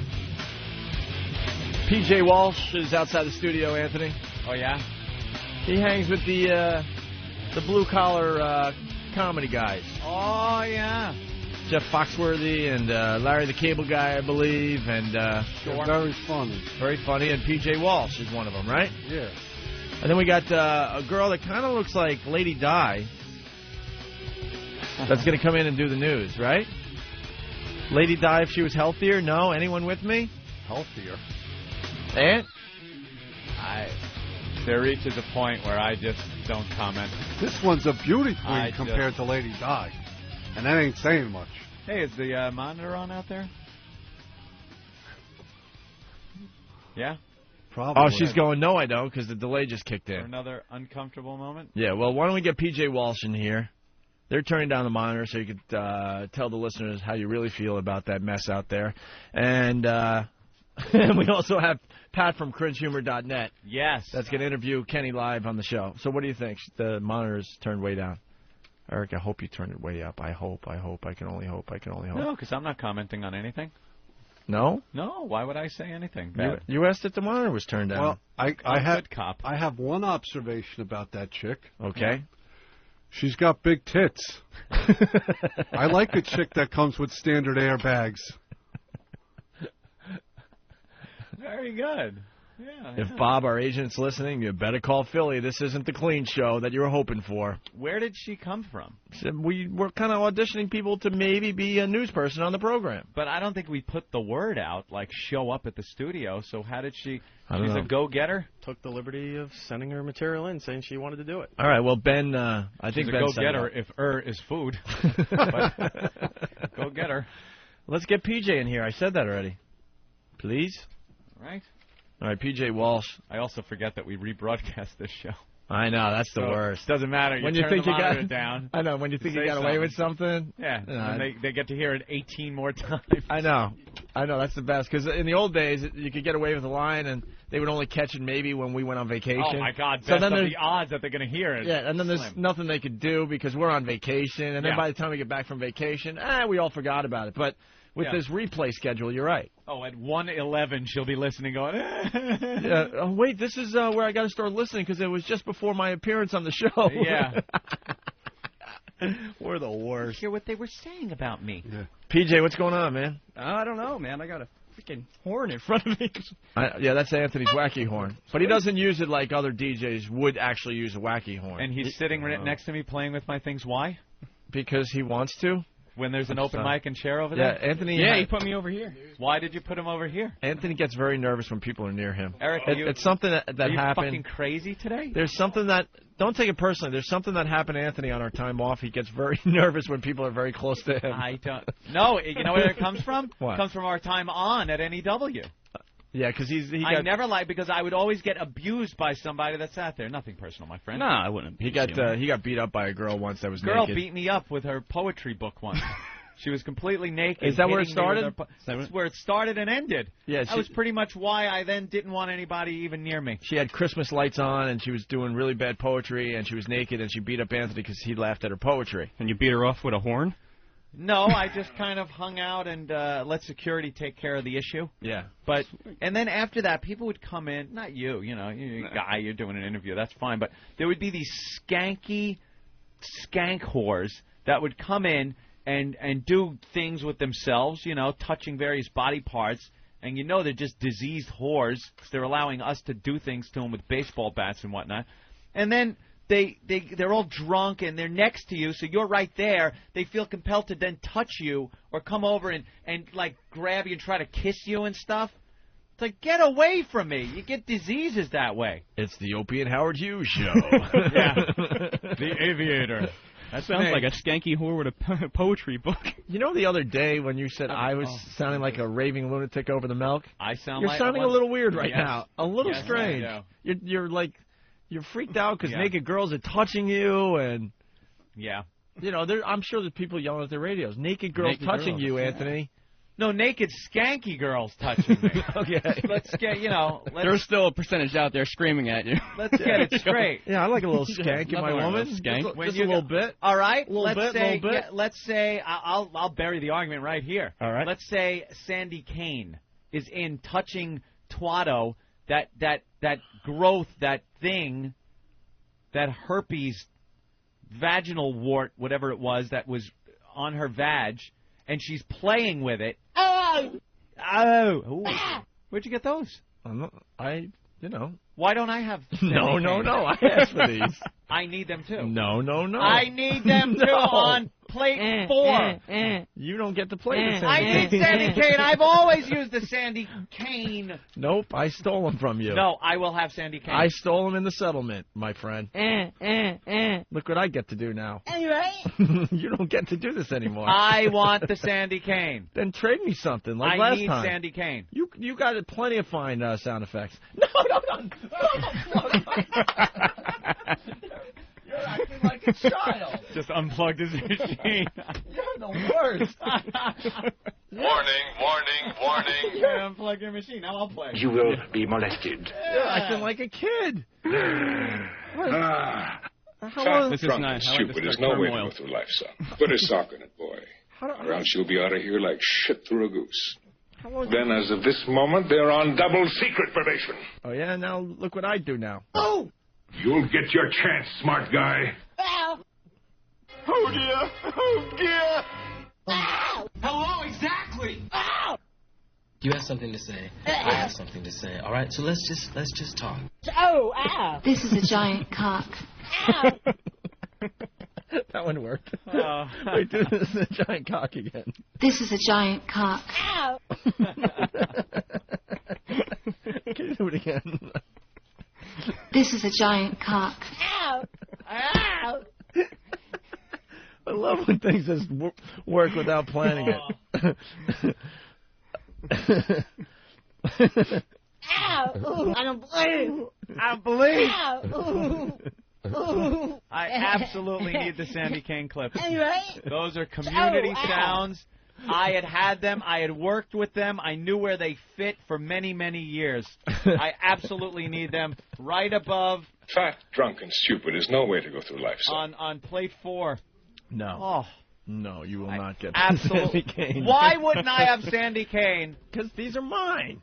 Well, they used to be mine. That isn't a new clip. They used to be yours. All right. Where's something you exclusively play? Oh, ow. I'll just grab that. Well, something you've done for years in this show that we do. All right, if you want to start just pushing buttons randomly, why you're not? more than welcome. I need Sandy Kane's sound clip. I believe I am best qualified to use the Sandy Kane clips. I've worked for many years with these clips. I feel I am in a position to use the Sandy Kane clips. And thank you. These clips have, thank you so much. Thank you. The responsibility for using, thank you. Thank you very much. The responsibility for using these clips should be in my hands. So, PJ, what's up, buddy? Sorry, like I came in and set him off. Yeah, Sandy Kane touches herself down there with the vaginal wart, And then she comes over like she wants to shake your hand or something. I always felt like I had to be isolated from any of the guests that came in. Yeah, can I play a little something? The aviator's over there for sure. Yeah. Let me just play. Oh, it's long, though. What is it?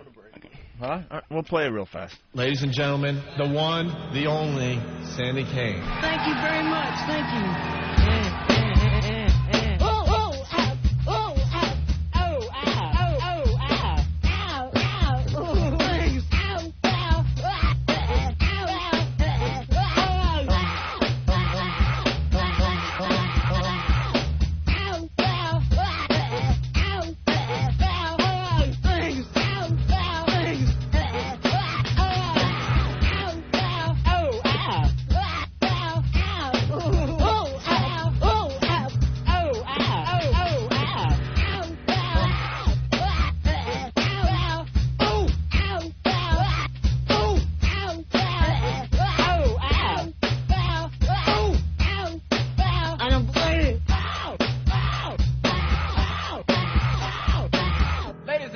Joining Sandy Kane, Mr. James Brown!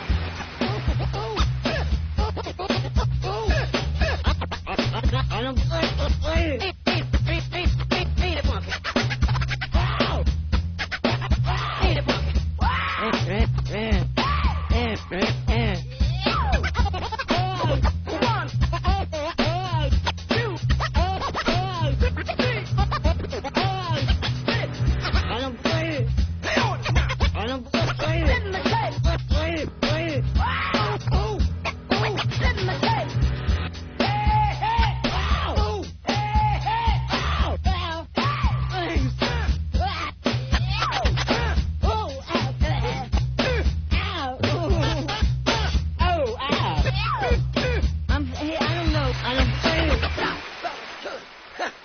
Drink a six-pack, turn off the lights, and smoke some crack. I'm beautiful. That's great. She was a mess, man. She's like an old peep show girl that we used to have on our show. All those noises came from her. I don't know why you're scared of her. I don't know how you can't touch that. I would mount that in a second. That line's hilarious. Some of the reasons she was making those sounds is a story unto itself. For another day, because we're running out of time. Yeah. So, PJ, you did the blue-collar thing? Yeah, I'm out on the road with Larry the Cable Guy right now. Right on. Yeah, Larry was a lot of fun on our show. Good guy. Really great guy, man. Great audience, a lot of fun. Crazy, did you watch the State of the Union thing or anything? Oh, yeah. The ups and downs, the booze, the hugs, all the laughs. I thought yours was much better. Oh, when he was just smirking at people. Oh, yeah. He gets that little smirk. They always have to bring in somebody, like, they always have to point out that one person that they try to connect with. Yeah. They don't know him fucking whatsoever. They're always like, I know Jenny Johnson who lost her son and so-and-so, and then all the big applause, and then the Iraqi lady was hugging her, and the Democrats had a scope on him to take him out. And so, I don't know, I'm not up for all that shit. Yeah, right on. I'm not, we're on a blue collar. We don't get too political. No. We just, you know what I mean? We just, you better not. You're doing a lot of those red states. Yeah. Yeah, we're pretty much in the middle of America. About drinking beer and driving your pickup truck and fucking NASCAR. your sister and absolutely and doing all. So it's good tour, great people. We're having a blast. We'll be in Hershey next week. In, State College, Pennsylvania. So I'm sure there's gonna be a lot of crazy redneck tale. You got to help us out with this news girl, Liz. All right. We have like too much stuff going on. We're trying to get like a news person on our show. So I don't know. I think we're having like open auditions. Hey Liz. How are you? How you doing? Wow. How you doing? Huh? Don't look at me. Holy jeez, I didn't say that. Oh my God. I absolutely didn't say that.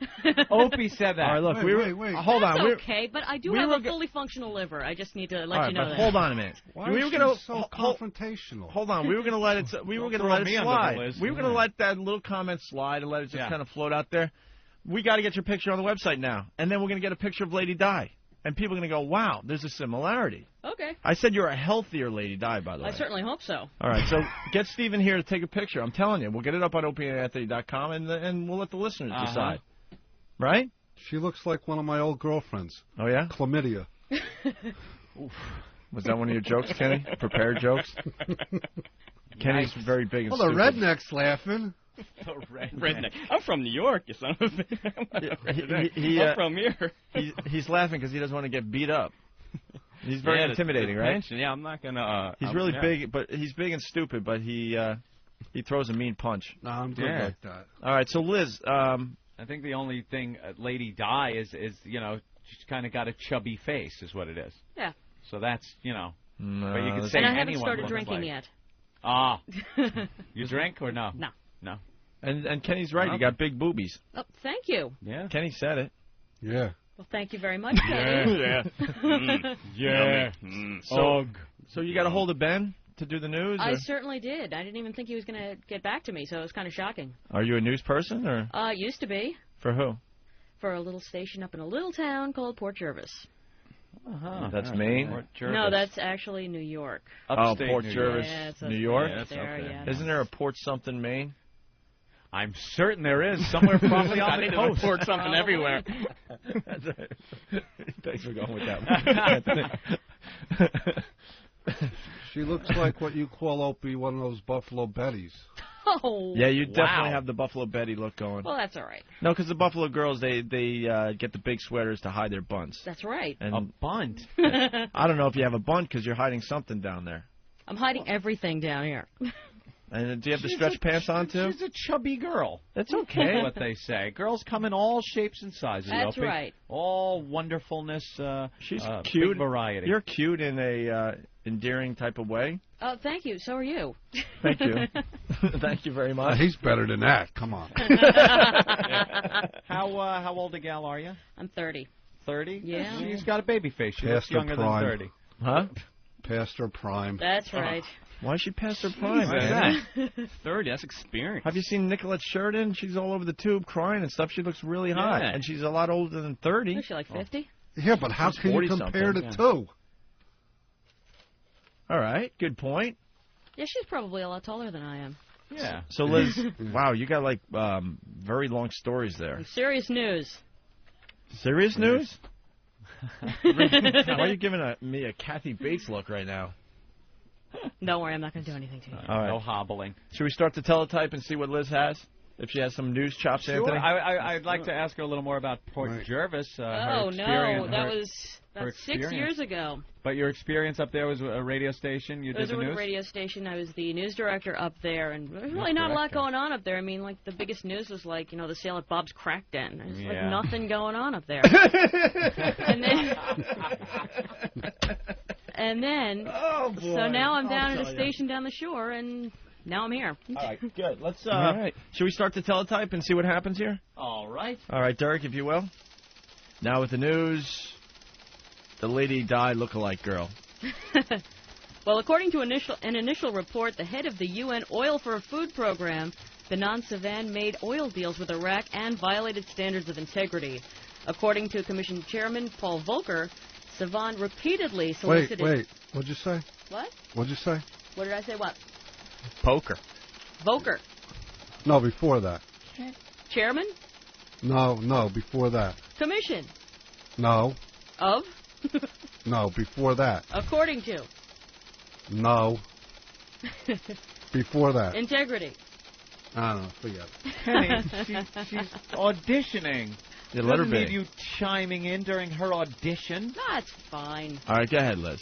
All right, where were we? According to Commission Chairman Paul Volcker, Sevan repeatedly solicited several million barrels of oil on behalf of a company called African Middle East Petroleum. The report said Sevan seriously undermined the integrity of the United Nations and suggested he may... All right, thank you. Yeah. Imagine if you never... Oh, wow. Oh, man. Imagine if you never heard that story. Is this like American Idol? Are we going to have to vote now? Or thank you. Give our opinion. Opie, no. Opie, what do you think? Thank you. We'll be in touch. Moving on to... Anything on the crack den in Port Jarvis? There's always a sale. Opie, you're going to have to pass? Yeah, because I just saw a hot piece of ass walking around outside. Oh, nice. Her. Wow-wee. I think you were great. What I think you did a very professional, clear, concise job at reading the news. Have a good radio voice for the news. Well, that thank you. Nice female tone to that. And it absolutely does not fit this program. Oh, no. Yes. I don't know. Ben said serious stories. Paula Abdul I did. I was going for the Yeah. Paula Abdul kind of thing. Opie went for the tears. Simon. And Kenny? What? Bye, Fatso. Oh. We're going to get the point started with your news next.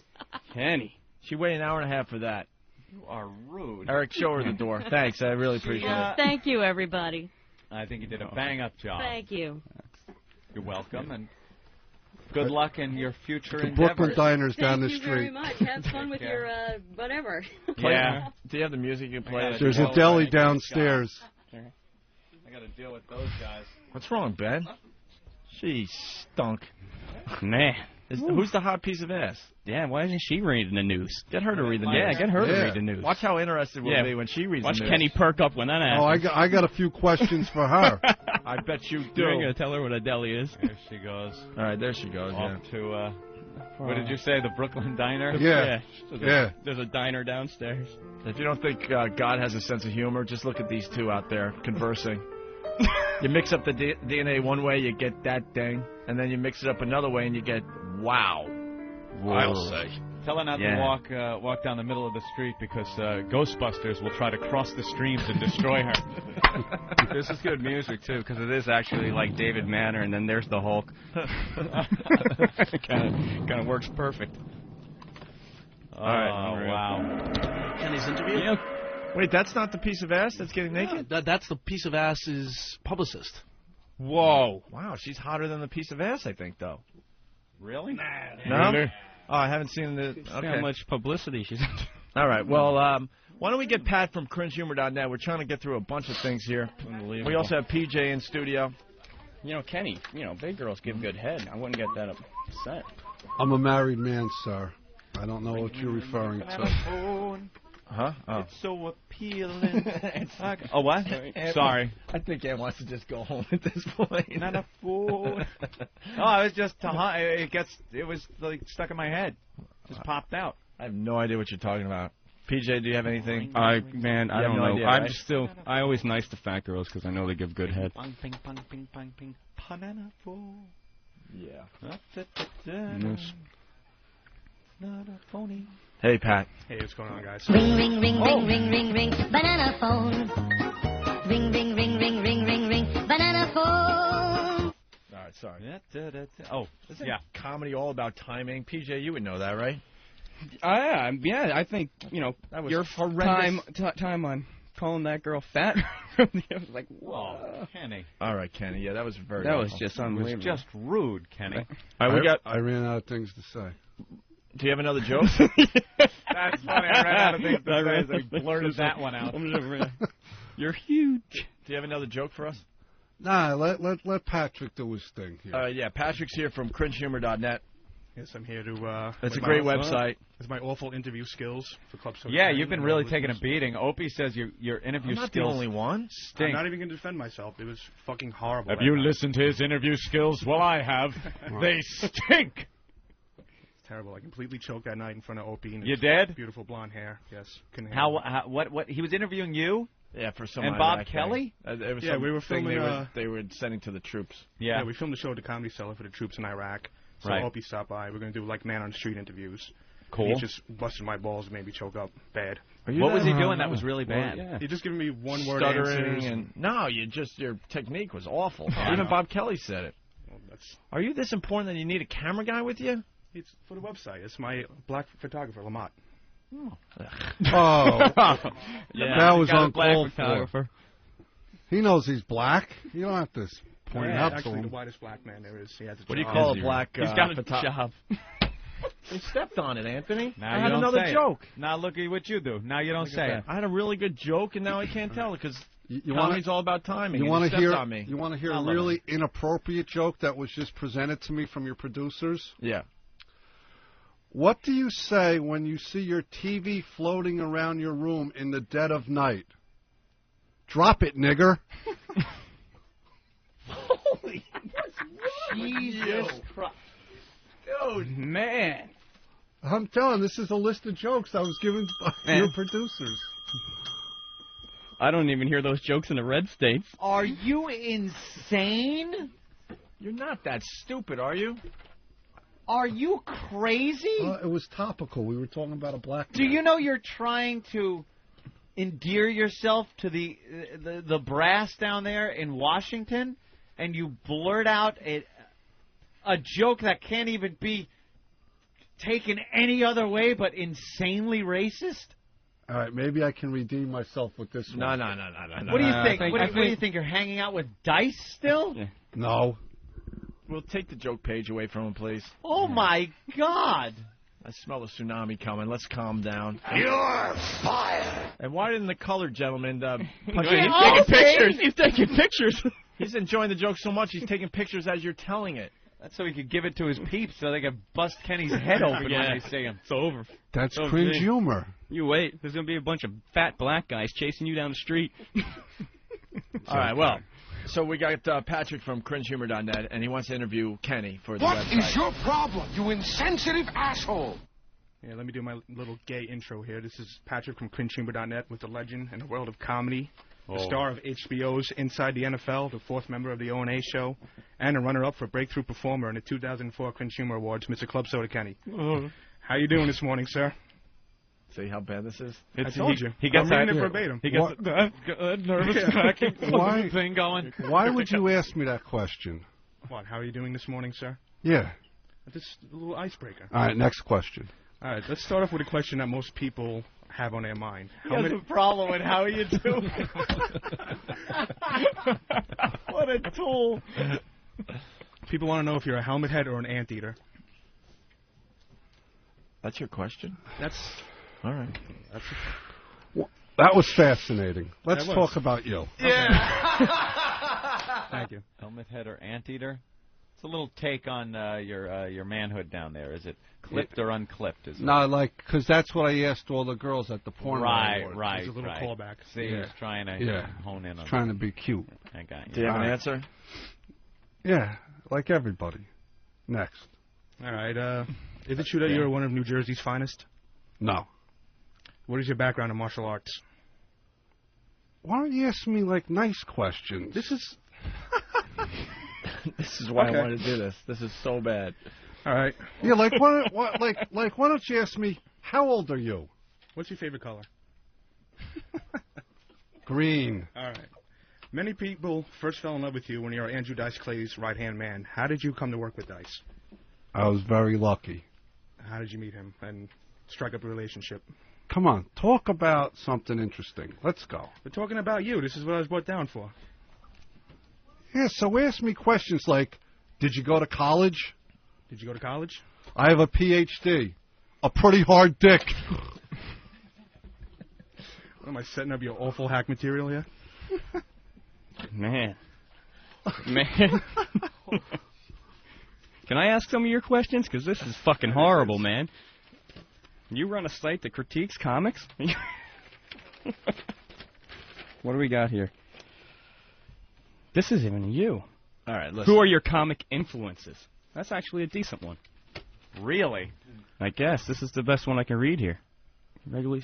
No, a more interesting question would be... Give him one more question. Am I married? Are you married, sir? I was once engaged to a girl with a fake leg, but I broke it off.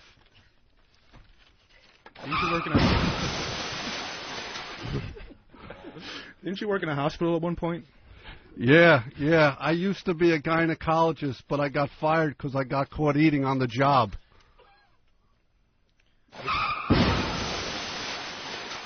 What's the best thing about fucking a 4-year-old in the shower? No. Well, Patrick, that went great. Patrick from cringehumor.net. Thank you. I represented myself well. We're going to have to stop it right there because we have an old friend of the show that wants to say hi. And it just always degenerates. When we have more than one extra mic on in this studio, it degenerates into perversion and a racist sinkhole.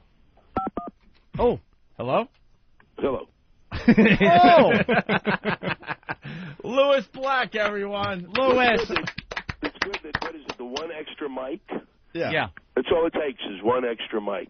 One extra mic, and this whole show degenerates. Me and Opie, believe it or not, people think we're completely out of control. We kind of know where we should stay in between the lanes on this show. But it's the other people that join in that get us in the most trouble. When did this happen that you guys had your revelation? Well, we had our 2 years off. 2 years off might have something to do with it. We had a lot of time to think. You took some time off and went to a Buddhist community? We had a lot of time to think, Louis. Buddhist community? No, it's more like going to the Poconos, seeing Louis Black, and going into Foxwoods and seeing Louis Black. I was like Louis Black's groupie for 2 years. You saw Louis Black on your time off? Oh, a couple of times, yeah. Very good. Yeah. It was, how are you guys doing? We're employed. This is ridiculous how long it's taken, because I would go on, I would call XM to try to get this number. Yeah. And I couldn't get it. Oh, really? Yeah. It's a top secret number. They don't want any celebrities calling our show. No, it'd be ridiculous. It was unbelievable. It was like, how can you not give me the number? How can it not be printed anywhere? Louis, you know us on this show, too. We're not paranoid in the least. We don't knee-jerk have knee-jerk reactions to things that happen. So we absolutely didn't think for a second that you were trying to blow us off in any way, shape, or form. And nothing bad was said about you on this show because we assumed you were blowing us off. I heard about that. Because I have one psychotic who keeps writing my website saying, he's blowing you up. Yeah, I got the energy. Yeah, that's what I do. I sit around. Things have really changed. Now I just puff up my chest. Well, Ben, our producer here, Ben, is a little busybody, little gossip. And from what he was saying, it sounded like we were trying to get in touch with you, but you aren't returning calls, and you had said you will come on sometime next year when your book comes out. It was like all kinds of stuff that you would normally say if you're trying to blow someone off. So we were a little alarmed, and of course we instead of looking and trying to find the truth and the facts in it, just came out like, wow, Louis is turning into a tool. And I was thinking that this isn't the guy that we got arrested. No. Look, I'm indelibly linked to you guys. Yeah. As a matter of fact, I think we share the same DNA. You sound so happy about that, too. No, unbelievable. Blow you off because of my book. Well, now we understand that it wasn't that at all. The message never got to you. We were kind of unbelievable. We were kind of bummed there for a while. But I got to tell you, how happy are you that Bush got reelected, man? Well, I think after that speech, I think we all know that everything's going to be great. Didn't it seem like everything was just going to be okay? It's unbelievable. Nothing bad could be... And we're all going to win the lottery. Right. Nothing bad could be happening in this country if the president himself can be up there winking, smiling, pointing, and nodding to his buddies. What a... Oh. It was just unbelievable. But I said it was like, these people would call me and they were all depressed that he won, and I'd say, well, it's just a question of why would you be upset? It was just a question of what kind of shit did you want to eat? Yeah, because John Kerry wasn't really, going to change things around for the better anyway. Well, how was he going to change things around when you listen to him talk, and in the middle of a paragraph you'd be going, gee, I don't have enough breadcrumbs to get home. Yeah, how do you feel about Bush's State of the Union? I think it's perfect. I think everything's going to be perfect. I can't wait. Can't wait for the medical stuff. I can't wait for this. I can't wait for him to privatize Social Security. Nobody even knows what that means. Nobody knows what it means. Nobody, not even him. I think we're supposed to take some of our money that would normally go into Social Security and put it in stocks, like whatever we deem, Actually, you're supposed to take some of that money, build a stock, and put your legs and your arms through it, like you were living in Puritan times. Was that what he was saying? I thought he meant like stocks. No, it was 4%. Yeah, take 4% of your money. Right. Which is nothing, and then it will create nothing. But that nothing is better than the other nothing. And that's going to pay for all the older people that are... Delusional. Delusional. Yeah.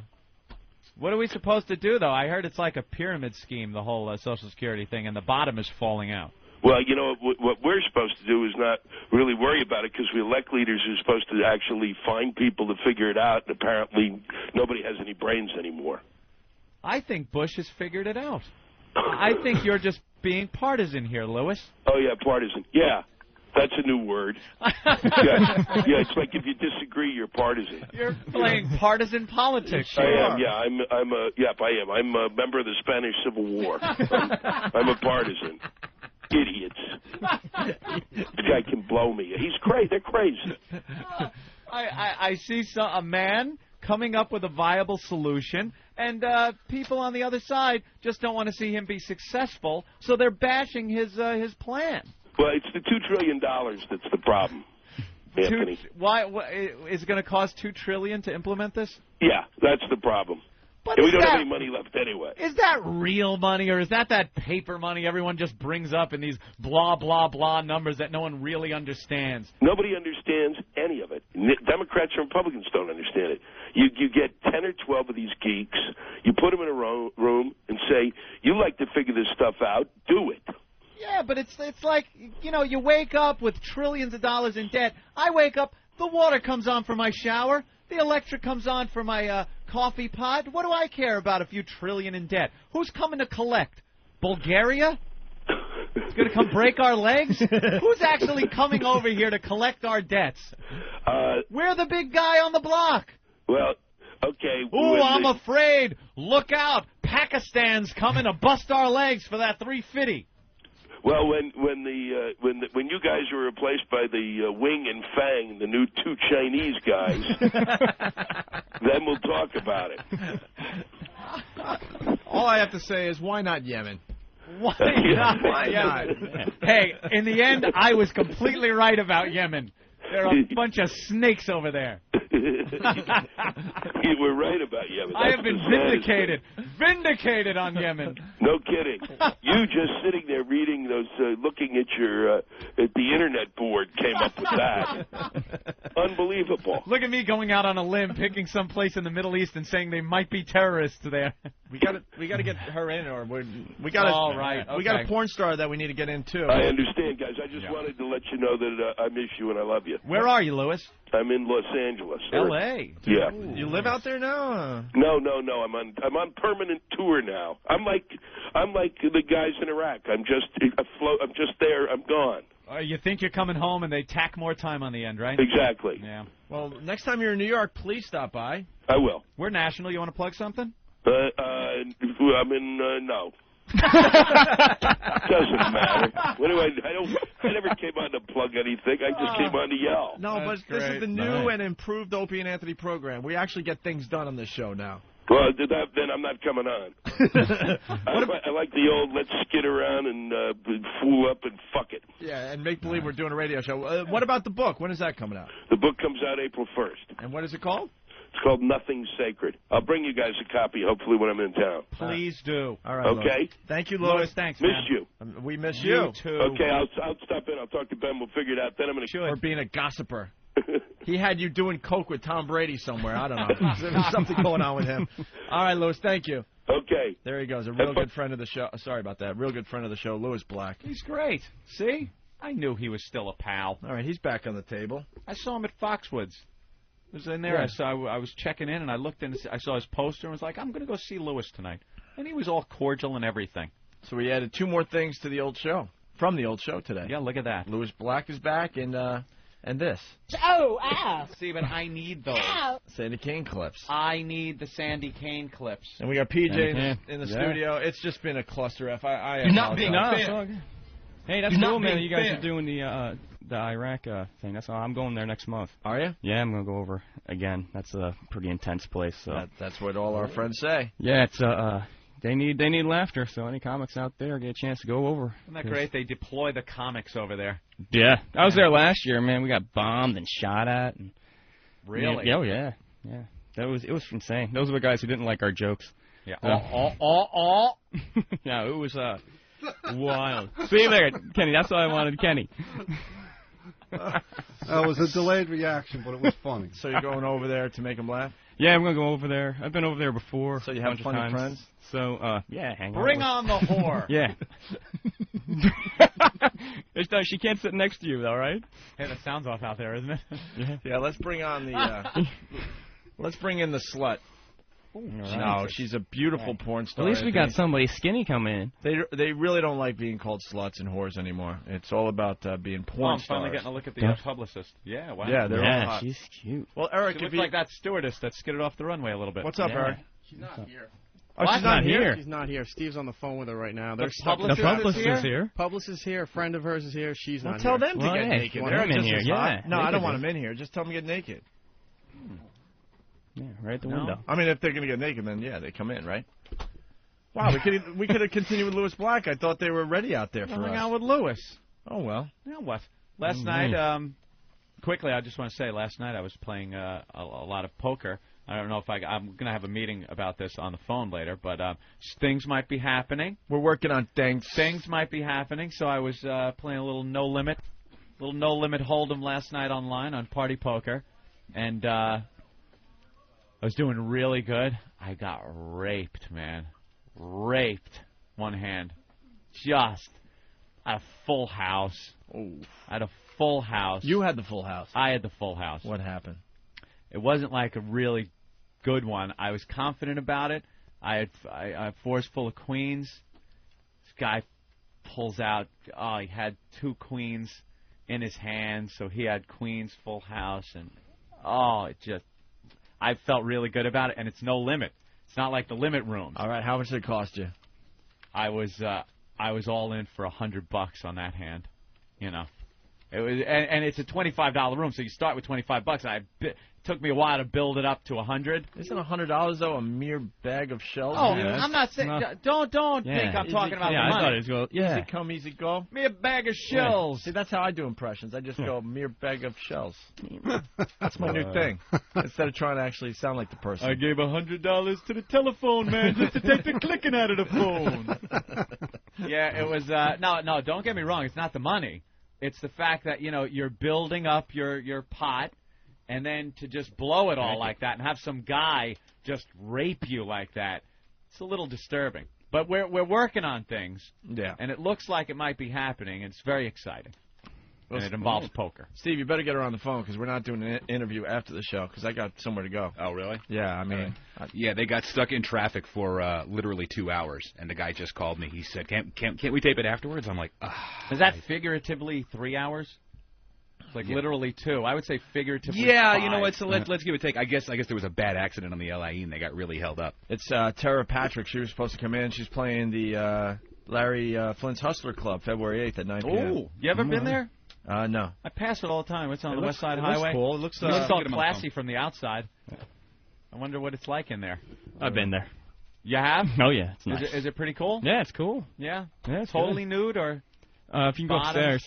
Upstairs? Yeah, you always got to pay extra for in a box. And Come on. The joke is no champagne in the champagne room. What? Nothing. Yeah, I'm listening to you, Opie. I know you are. You're just trying to make it easier. I'm going to hear the replay. Be laughing at home. This stinks because she was supposed to come in here and do some stuff for us. Mm-hmm. And now we're just sitting here. And I guess we have a no-show. Yeah, no-shows stink. Well, yeah, especially when they're going to get naked. Where was she? Because I know a lot of porn stars, they don't get naked. No. And she's married to, what's his name? Evan from Biohazard? Yeah. Yeah, and he's like a big dude. Oh, yeah, he was he's on huge, Oz. dude. He was on Oz. Yeah. And believe me, it wasn't a stretch for him to play a convict. Yeah, he's a scary guy. And I hear man. he's very protective of her, which is odd, being that she's a porn star and just getting nailed by other guys all the time. If you say wrong things about her, or call her certain words that I guess we've been calling here in the studio, he could come in and kick your ass, which wouldn't be a fun thing. All right. Well, we should wrap up the show then, I think. Is that it? What time is it? We got to get a break early because we went long here, but we're heading to New Orleans tomorrow. We're broadcasting live Monday and Tuesday from Crazy Horse Cabaret. Oh, thank you, Kenny. On Bourbon Street. We'll be doing our show Monday and Tuesday from 3 to 6 p.m. Eastern Time. Vanilla Thunder from Philly. A secret message. No, it's the other one. There you go. All right, very good. PJ, you got anything to plug? No, just Larry and I will be in Hershey next week. Just got to the city, so I'll be doing clubs around the city coming the next few months and just hanging out. You'll be telling the jokes there? Yeah. Okay. Yeah, I'll be telling all the jokes there. You guys didn't even have any lines for jokes. They're like, there's going to be no jokes. I'm like, good, I don't want to tell fucking jokes. This is a jokeless program. Yeah. They're No like, jokes. go in, Stop hang it. out. Stop it. There's gonna be calling fat weather girls fat. There's gonna be delis. All right, watch this. Club Soda Kenny, you got a joke? Yeah. I was looking at those girls out there. Yep. And that girl, she looks really good in those pants. Yeah. But those pants would look better on my bedroom floor. See, there's a joke. Yeah. That's a joke? Yeah. PJ? I'm holding back because they're going over so strong this morning. Yeah. How about a joke? A joke? PJ? You know, I used to work at as a security guard at a mortuary. And one night I was walking around doing my rounds, and one of the bodies popped up. And I never put my clothes on so fast.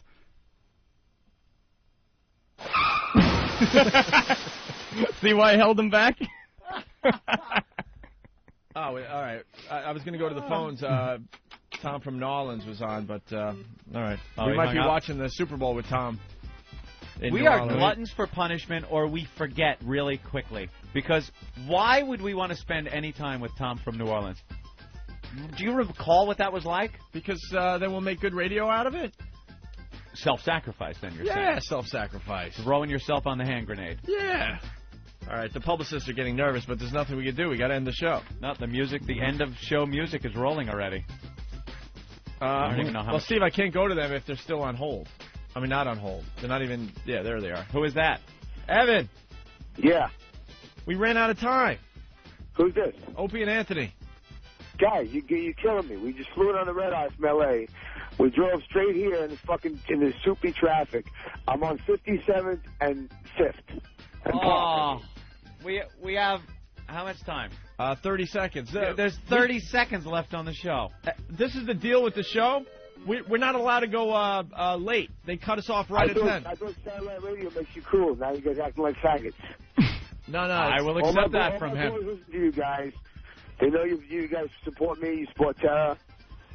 Yeah, well, the problem is... And you guys are like, oh, we got a time curfew. We got to hurry. Listen to us, tough guy. The show's ending, and that's it. If you don't like it, fuck off.